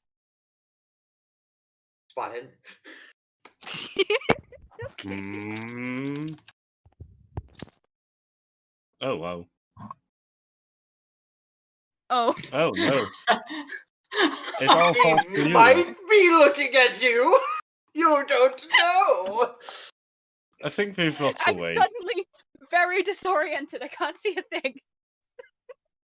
The city is just filled with so many. You actually, because of that fumble, meander the city a bit longer than you should. Like, you stay out a little bit late, and your pockets don't get picked or anything, but you do end up in a part of town I don't think is on any map. I was almost hoping you would make us progress by failing, but of course you're not so nice. You're just in like this random part of the old town. There's like old there's like tents everywhere. There's like a little shrine in the middle of it. Sure you didn't take a wrong turn somewhere there, Manny. I think I might have done. I'm sorry. Where to now? I don't know. This is significantly bigger than Arkham, and Well, while we're here, Charlie will look at that. He won't touch them. You're gonna look at the shrine? No touch. Yes. Yeah. Give me a roll of just. Actually, give me a luck roll. Give me a good old luck roll. Good old luck roll. Good old Success. luck roll. Success. So, like, you're wandering close, and it's this like little. It's a tiny shrine. It's very like classical Egyptian, you know. Mhm. And it's got a cat on it, like one of those statues of like like of an Egyptian black cat, just like sitting there looking at tent. It's like it's like on some sort of altar thing.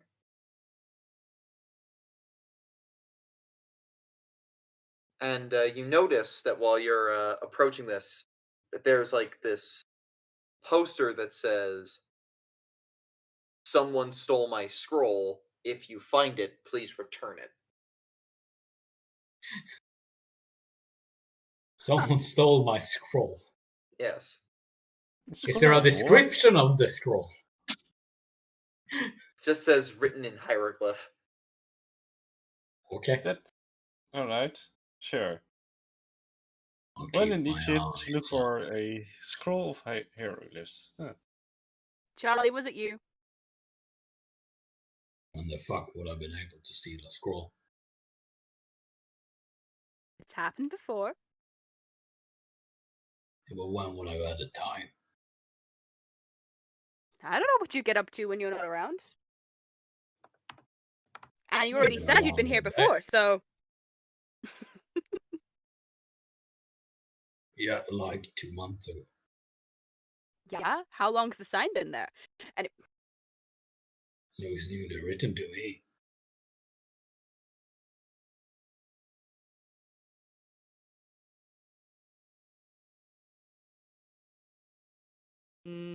okay, I'll trust you this time.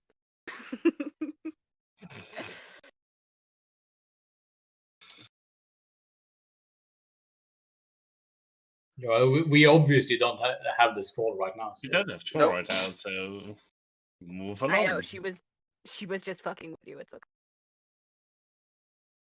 No, it's just meaning that as a point of, well, Yeah. I don't think we're staying around. Yep. Navigate checks, please. Nope. Yep. Uh-oh. This is just even if you fail, you'll get back. I just want to see how long this takes. If one of you Nope. passes, this goes very quickly. Nope. My 13 wasn't enough for this. Nobody? Nope. Nope. Okay. Yep. This takes like a couple of hours to find your way back, but eventually you do. You meander your way back to the hotel. You eventually get in there. Though you swear at one point you took a very bizarre wrong turn and just heard a man just like singing out loud some like German drinking song at one point, meandering through the streets. And he just, like, that's the weird sights you see on the way back to the hotel.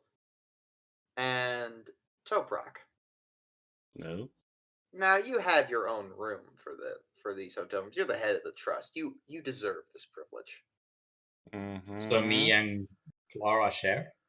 You and Lewis share. Poor Lewis. Poor Lewis. Poor Lewis. Indeed. But as you like enter into this room, you see there's just like this one woman sitting in a chair. She's wearing a hijab. She's smoking a cigarette, and just kind of like waiting for you to come in. Do make yourself comfortable.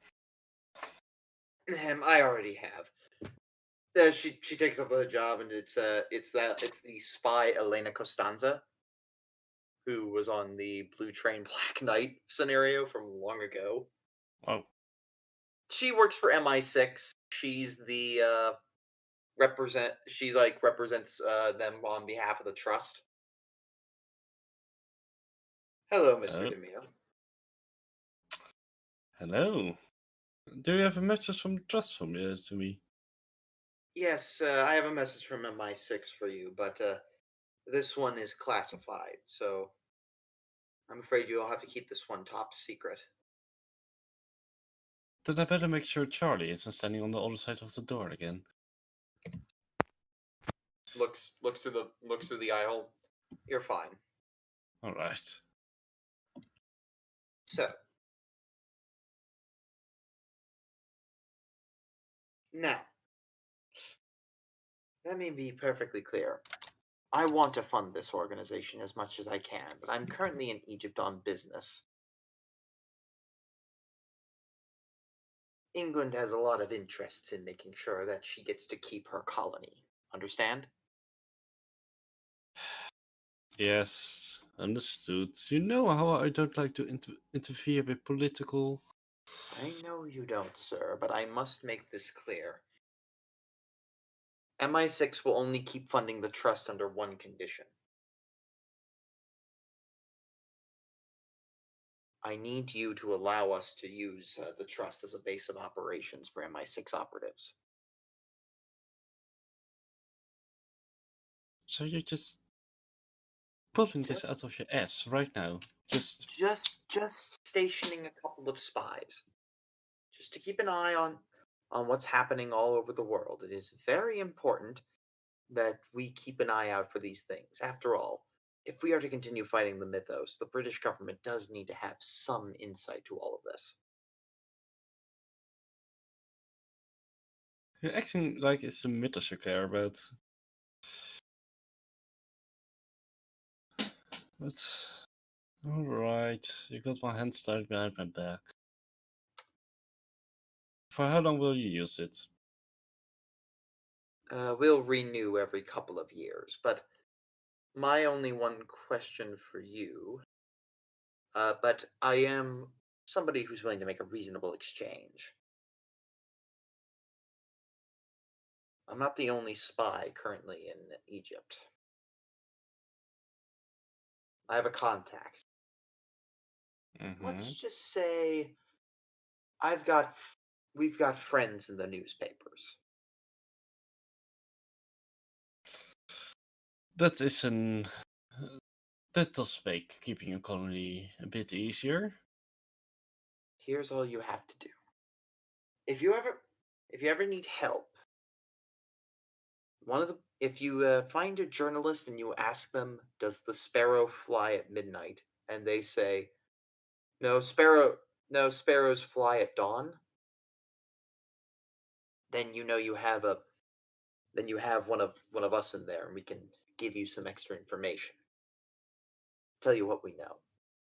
You won't regret this decision, Mr. Dimir. And she extends her hand. Alright.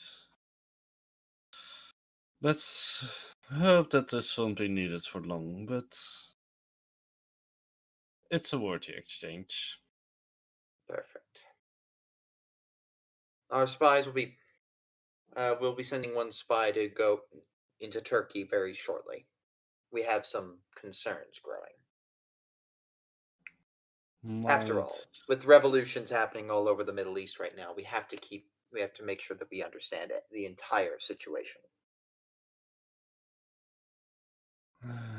Imperialist. Alright, yeah, no, I understand. Thank you. The British government for continuing to funding my operation. You're welcome, Professor. She puts back the hijab on and exits.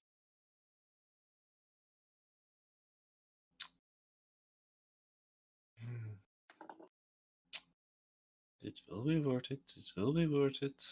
Ooh, is that cognitive dissonance I hear? No. Maybe. Well, you do get information, but what happens to Turkey now that you've kind of sold them out? I'll see what happens. As long as my sister never finds out. Oh god, your sister would be so pissed if she found out. Luckily, she doesn't have to know.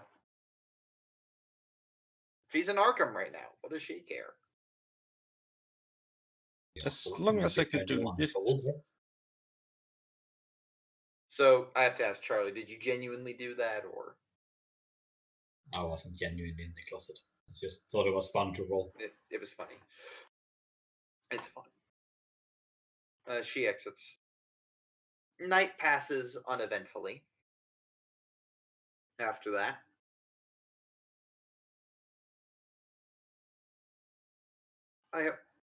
And it is the dawn of the 11th of February. Mark your calendar. Yes, sir. Done. So you have that meeting at 1 o'clock today. You have some time in the Yep. morning if you want to get anything handled. Can I quickly take another look at those discs, please? Yes, make your Cthulhu Mythos check. Come on, come on. I want to know what's with the discs. I want to know that I didn't just waste my money on discs. I am not destined to find out what's the deal with these discs. Nope, no clue. No, none whatsoever. No clue what's going on with these discs. But they sure are shiny. Could be anything.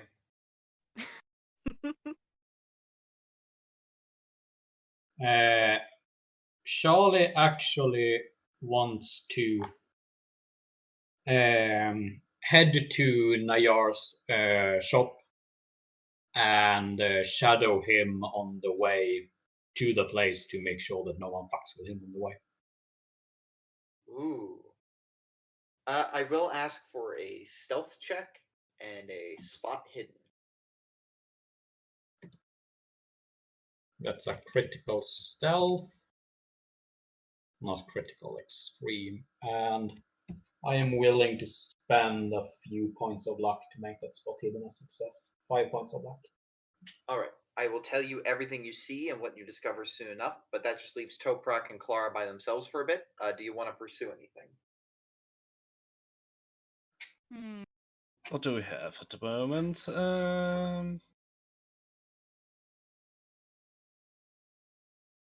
It's kind What have we of got that we haven't already opened? What did you say? I just said, what have we got that we haven't already got, like, on the go? Do have a new way of information. That's at least something. I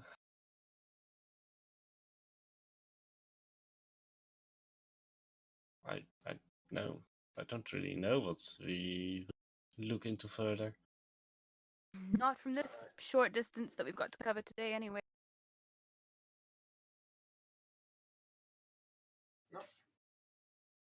Time to just write my journal. Alright. Like always. Lewis is still struggling with the mythos indicator. It's just still on the fritz. Sorry, Clara. I'd help you with those things, but It's fine. I'd help you with the machine, but I'm worried it would explode in my hands, so you're also on your own. So it all Yep. evens out. Yep. Good luck with Najar. Thank you. We'll probably need it. Alright. You head to the meeting. You find the Ibn Tulun Mosque. Here is what Charlie you find. You're able to shadow him with incredible ease. The city is very big, and you know it's got a lot of nooks and crannies and tight corners and odd angles that you can do some really good stealthing in. It comes down to the spot hidden check, and you can now be very confident no one is following you. Not even the Birdman. Awesome. Arriving at the mosque, he takes the back entrance. Clara and Toprak, you're at the front entrance. Yeah, Charlie's gonna once he's gone into the back entrance, Charlie's gonna round about and come in through the front. Mm-hmm. All right. Charlie shows up. Oh, there you are. Yep.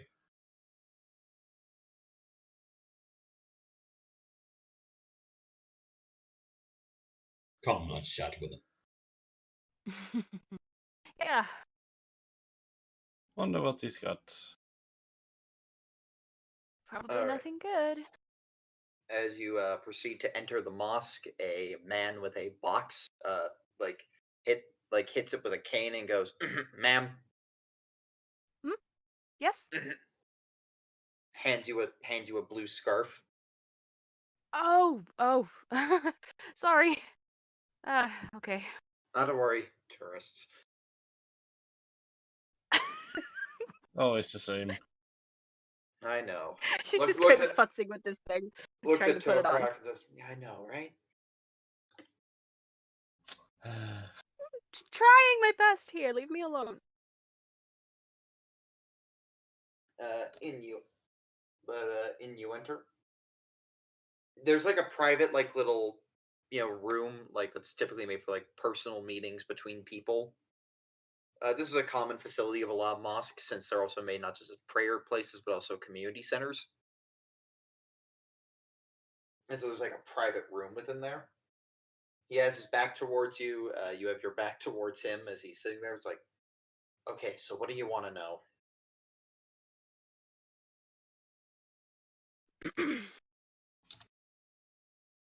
Just what really happened?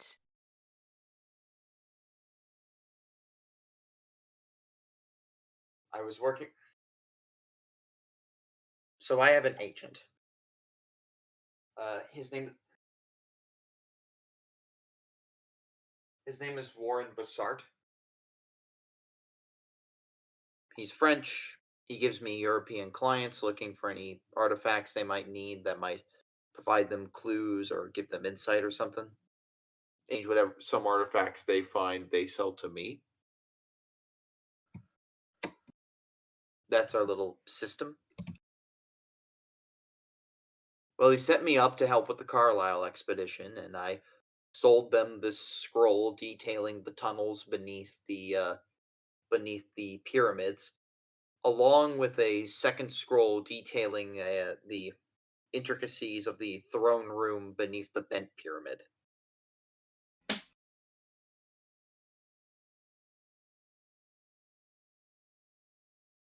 Right.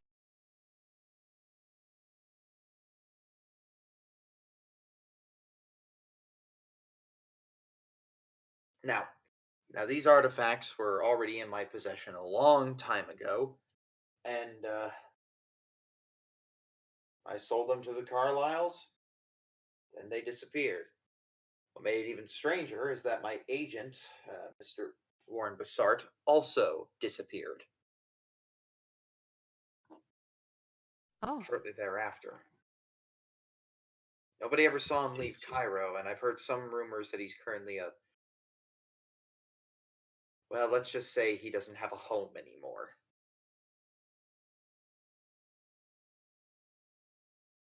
What happened to it?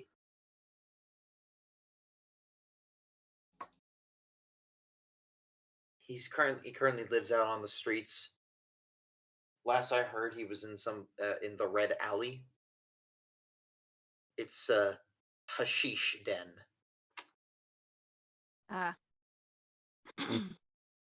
Would it be easy-ish to find him? Who knows? I never bothered to try tracking him. See, that was the thing. After the Carlyles left for Kenya, that was when the Brotherhood of the Black Pharaoh showed up, and I can't recall exactly, but it was just as if they were able to instantly set my entire place on fire. Barely got out with my life. Yeah, we read about that. And the fire didn't spread beyond your building, strange enough. That was the weirdest part. If this was arson, this would have been much easier, but I don't know how they could have done it.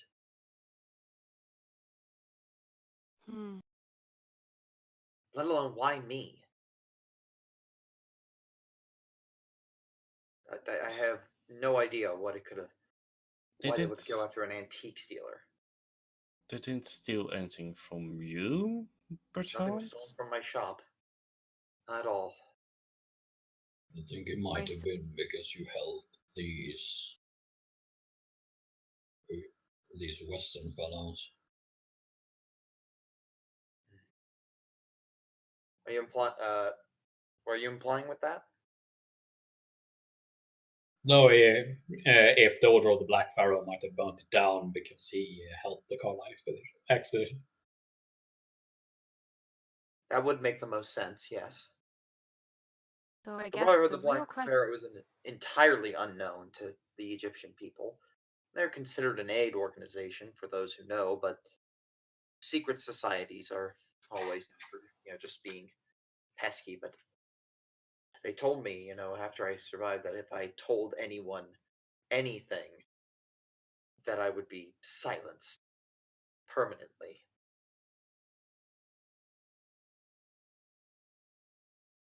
He just continues to shake. We won't pass on anything you say to him.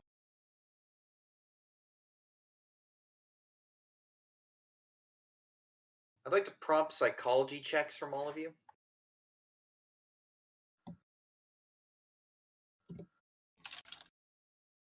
I wonder if that's an extreme for me. Nope. It is. It is He's extreme for me. holding back a piece of information that he would prefer not to say. It has something to do with the reason why the Brotherhood would target him. He might actually know the real reason, but doesn't want to admit to it.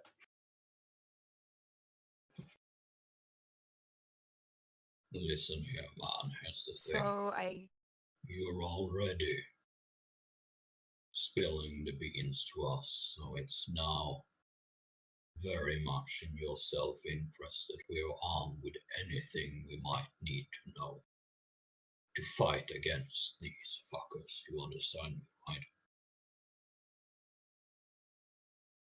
The 2 scrolls. I stole them. Where are they? Again, disappeared with the Carlyles, but when I stole them, I took them from Omar al-Shakti.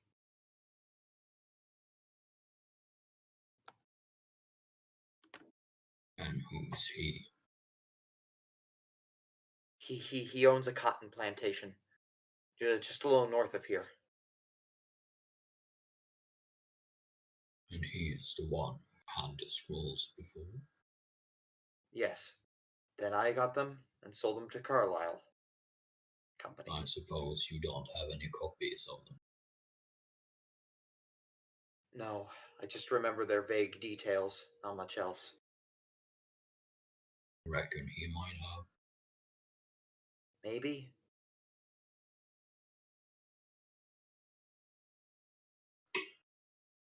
Is there anything from the scrolls you recall at all? Yes. Beneath the Sphinx, there is a tunnel. It's hidden. Nobody really knows about it yet. Why can't we find it? It's in the left paw. Left. Oh, that's good to know. Thank you.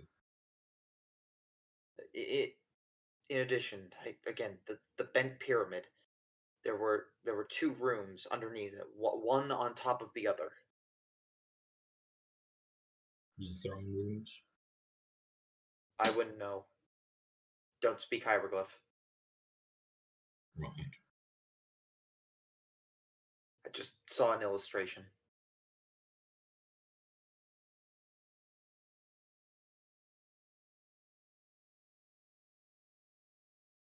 That's good to know. Thank you. You're welcome. Charlie sort of looks at Toprak and Clara with a sort of anything else we need look.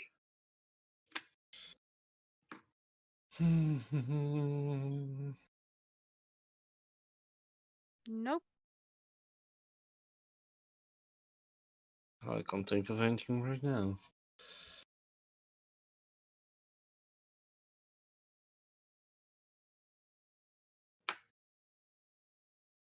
If you do, I'm sure we can meet up with him again.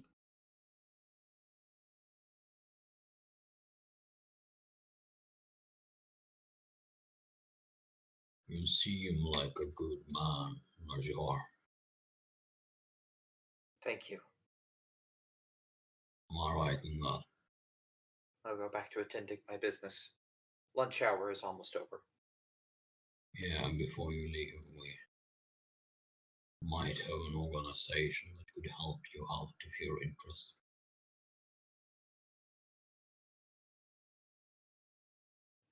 I'll take a business card. Excellent. Charlie sort of nods at Toprak. All right. So he puts it in like a pocket and begins to walk away.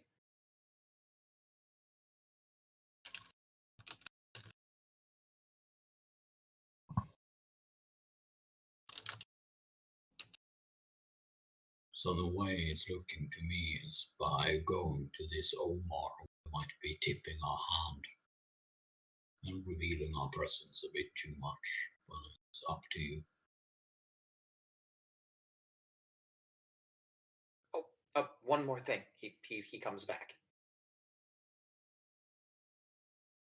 I don't know if this is important to you, but I just remembered something. There was a third scroll I stole from him. I had just sold it. Sold it to the Clive expedition. They're currently at the ruins in Memphis. I'll have to try and catch up with them then. Thank you. Yes. They're fine people. British. Seem well enough as it is. Certainly more well prepared than the Carlyles, though I admit that they had this one person with them that was a bit unequipped, let's say. Yeah? Couldn't place the accent. Germanic? I don't know. I've never really gotten enough time to interact with many Europeans.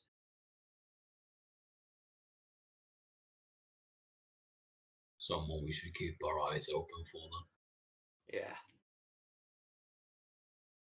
Who knows what may have happened to him by now. Guy was drunk when he came into the shop. Drunk? Yes, perpetually. No, that's quite curious. Especially since the only bars are, well, European in nature.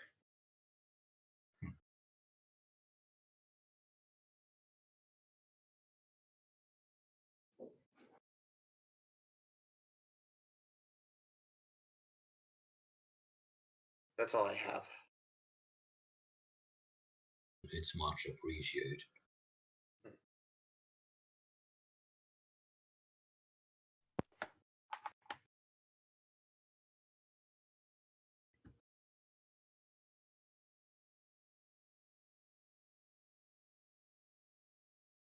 All right. He leaves you alone in the room in a mosque.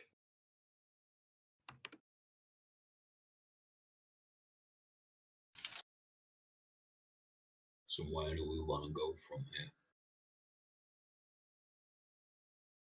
Well, apparently there's a drunk European singer around. It shouldn't be too hard to find. Yeah, with the Memphis expedition. So we'd have to go to the pyramids over there. Did you say pyramids?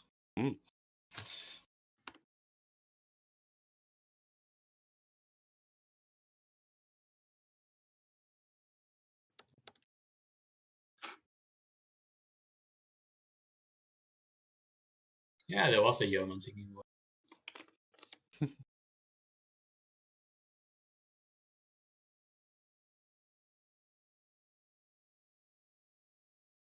Well, I guess that's somewhere we'll head next. Or there's that other man we could try to track down. Who? The one in Red Street. That's the one. The the poor homeless man who's likely on some kind of drug.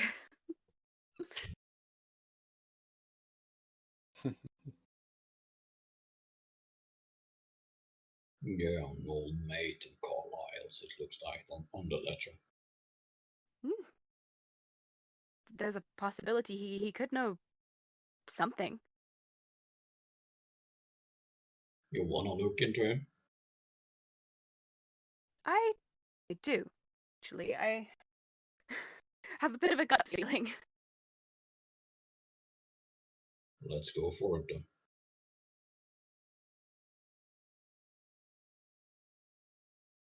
All right. So looking for the Frenchman. Yes. It takes a while, especially since nobody wants to point you in the direction of a hashish den, because why would you admit that you know where such a thing is? Well, we obviously don't ask for the hashish then, we ask for Red Street. Yeah, even then, people equivocate that with why would you want to go to a crime-ridden alleyway? But 'Cause we're eventually, tourists? after enough haggling and enough poking and prodding, you do eventually find Red Street. The Red Alley. Yay. It's on the Street of Scorpions. It's a red door that leads into this alleyway, like it's a red gated door that just says the Red Alley right above it.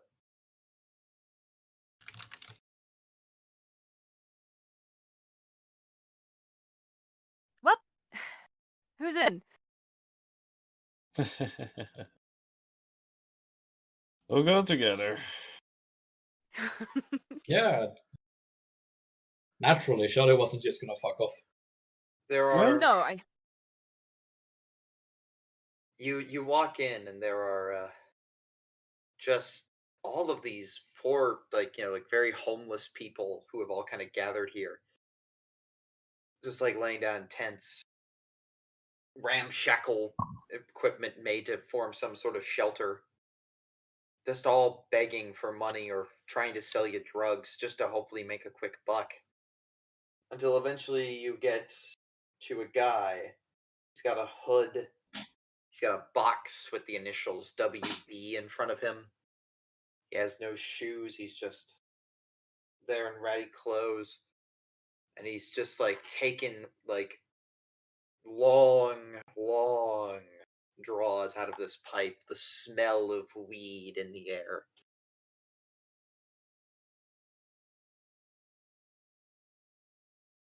He looks up at all of you.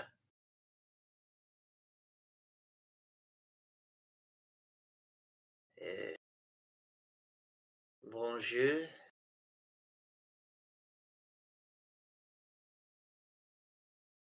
Merhaba. Greetings, mate. English. Hello. Ah, English, yes. Why you seek me out?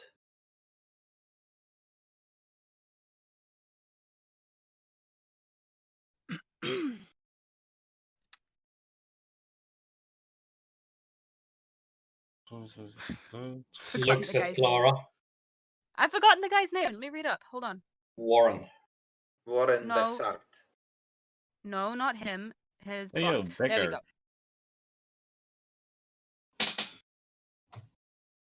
Who's Hi, boss? never mind. I found it now. Okay. It's fine. This is probably a really bad thing to open with, and I'm losing confidence in it by the second, but I'm going to sing for it anyway.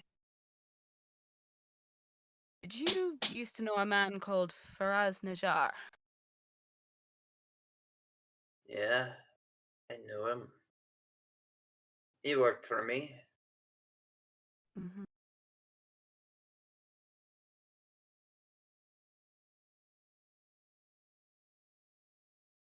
That's it.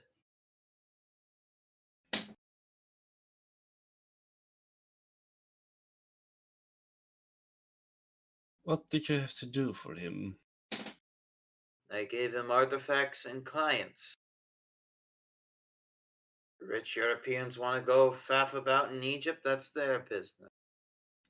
They come to me, I hook them up with Siloco. Everyone's happy.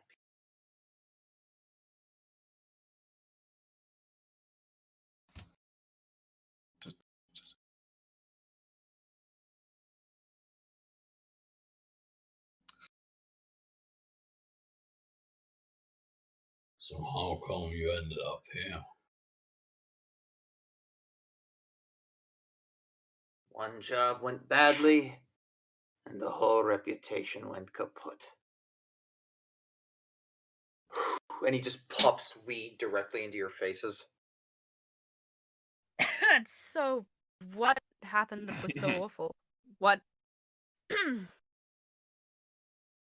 What went wrong? I don't have to tell you nothing. It's not like you've got much better to do. Yes, but no one believed anything I have to say. What makes you different? Shot Speaking not frankly, taken. sir, we've seen odd things recently. I think our capacity to believe the unbelievable is pretty high.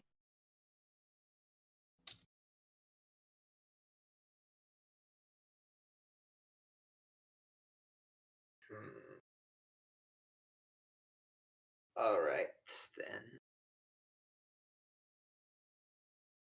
Yeah, I worked with Carlisle, fellas. I hooked them up. I was his agent. I went with them to the pyramids. But these rich people. I used to be like them. But it was like they had to dance, scream like strange animals. I was taken up with the commotion. They did a whole bunch of chanting and singing outside of the Sphinx.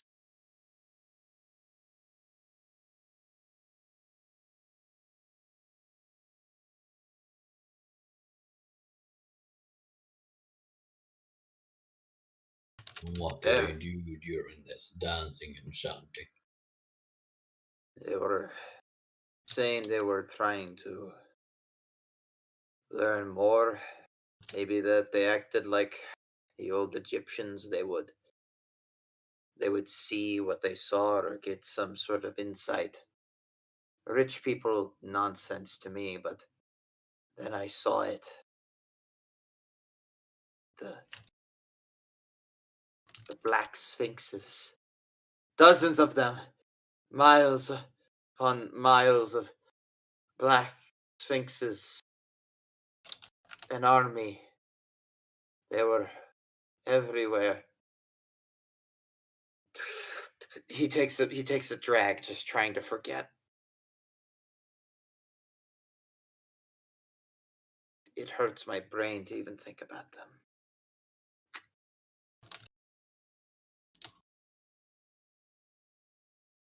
He relates to you the whole story, and I will. It's written down if you want to ever reference it again in the future, but let me just hand that to you. This long, rambling story. His English switches from, comprehensible to vague. But he decides to, just relate to you the full tale. Read it on your own time, but the summary of the events is that he talks about how this old Egyptian woman visited him.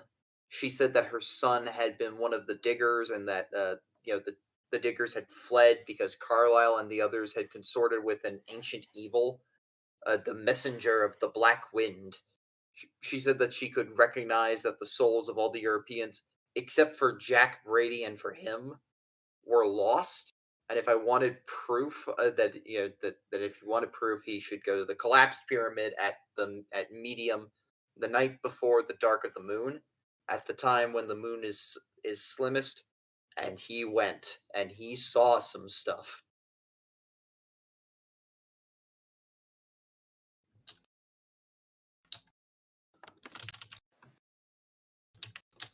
And how far away is that event next? Just for interest. Since I suppose we can look that up later if we want to. The event took place just shortly after. This happens shortly after the Carlyles begin that. Shortly before the Carlyles make their departure for Kenya. But according to him, they went missing for a little bit. All right. I'm going to double check that to be sure later, but I will issue any corrections if I made a mistake.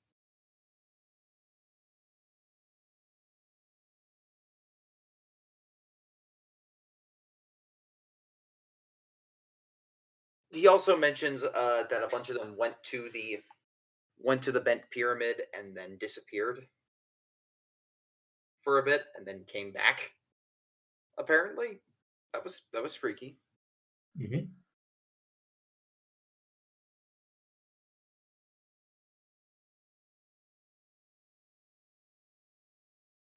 But by the end of his story, he just can't go on, and he's just collapses with his pipe in hand, just I'm done for the day. Leave me to my peace.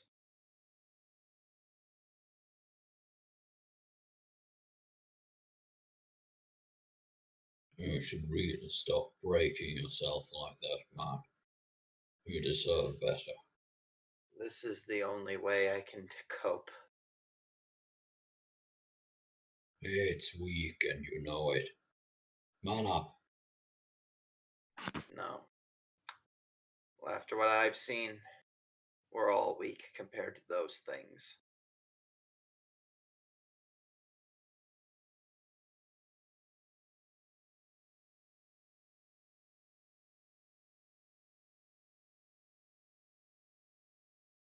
Charlie just makes a disgusted sound and leaves.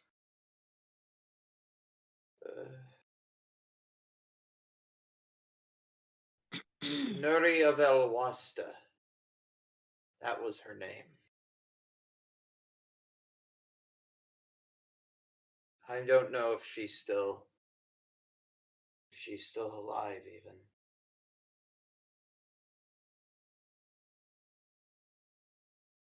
Maybe we'll come across her if she is. Good luck. Thank you. You've been very, very helpful, sir. Farewell. Bye.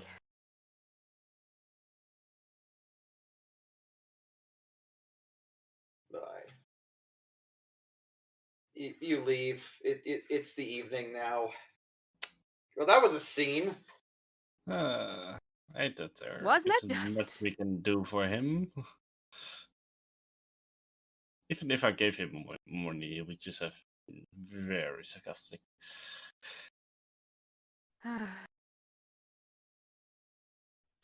Bye.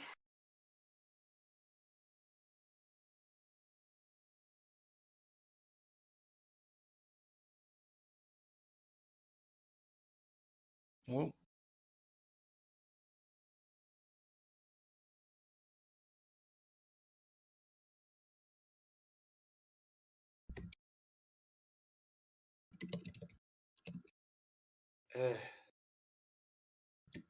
Got nowhere else to go for today, or?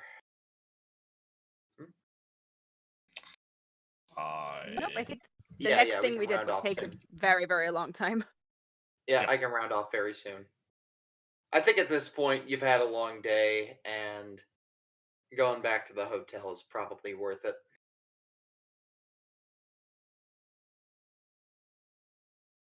That's my subtle suggestion. Yeah, let's That works for me. go before we get lost again. That was bad. Again, yeah. Uh, Don't but look for birdmen. Would there I still mean, it's be... weird because we should just be able to go west until we get to the Nile and follow that to our hotel. But Yeah. It's a big city. Like actually in the modern era, there are very few perspectives that let you actually see where the Nile is. Right? That's weird. Huh. So as you get back to your hotel, there is a bar that's downstairs with it, and you just see this one guy, and he's just down there, already drunk somehow, and he just shouts, "Hallo, mein Name ist Jan Wilhelm Holfen." Oh no. You see, Hi. Zach, addressing the player for a moment, you know Yes. that wasn't German. It was trying to look like German. But it's not. It's Yep. Dutch. He is a Dutchman. Oh lord.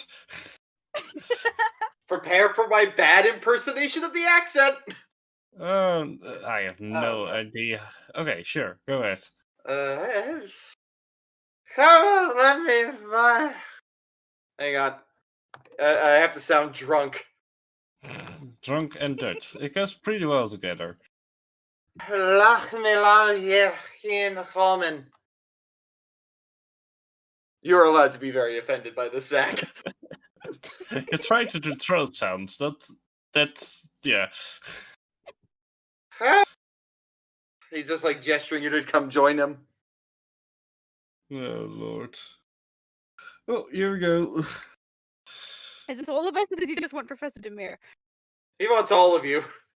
Okay, here we go. Let's talk to somebody else whose brains have been scrambled. You was like fun. And he starts waving around. I have made the English archaeological discovery of the century, huh? He just like takes this scroll out and starts waving it around. Oh nice. I mean, just look at that. No, mine. You know what? And, Did you find it? yep, to the middle of the city. And he's just like celebrating this. He's like so happy.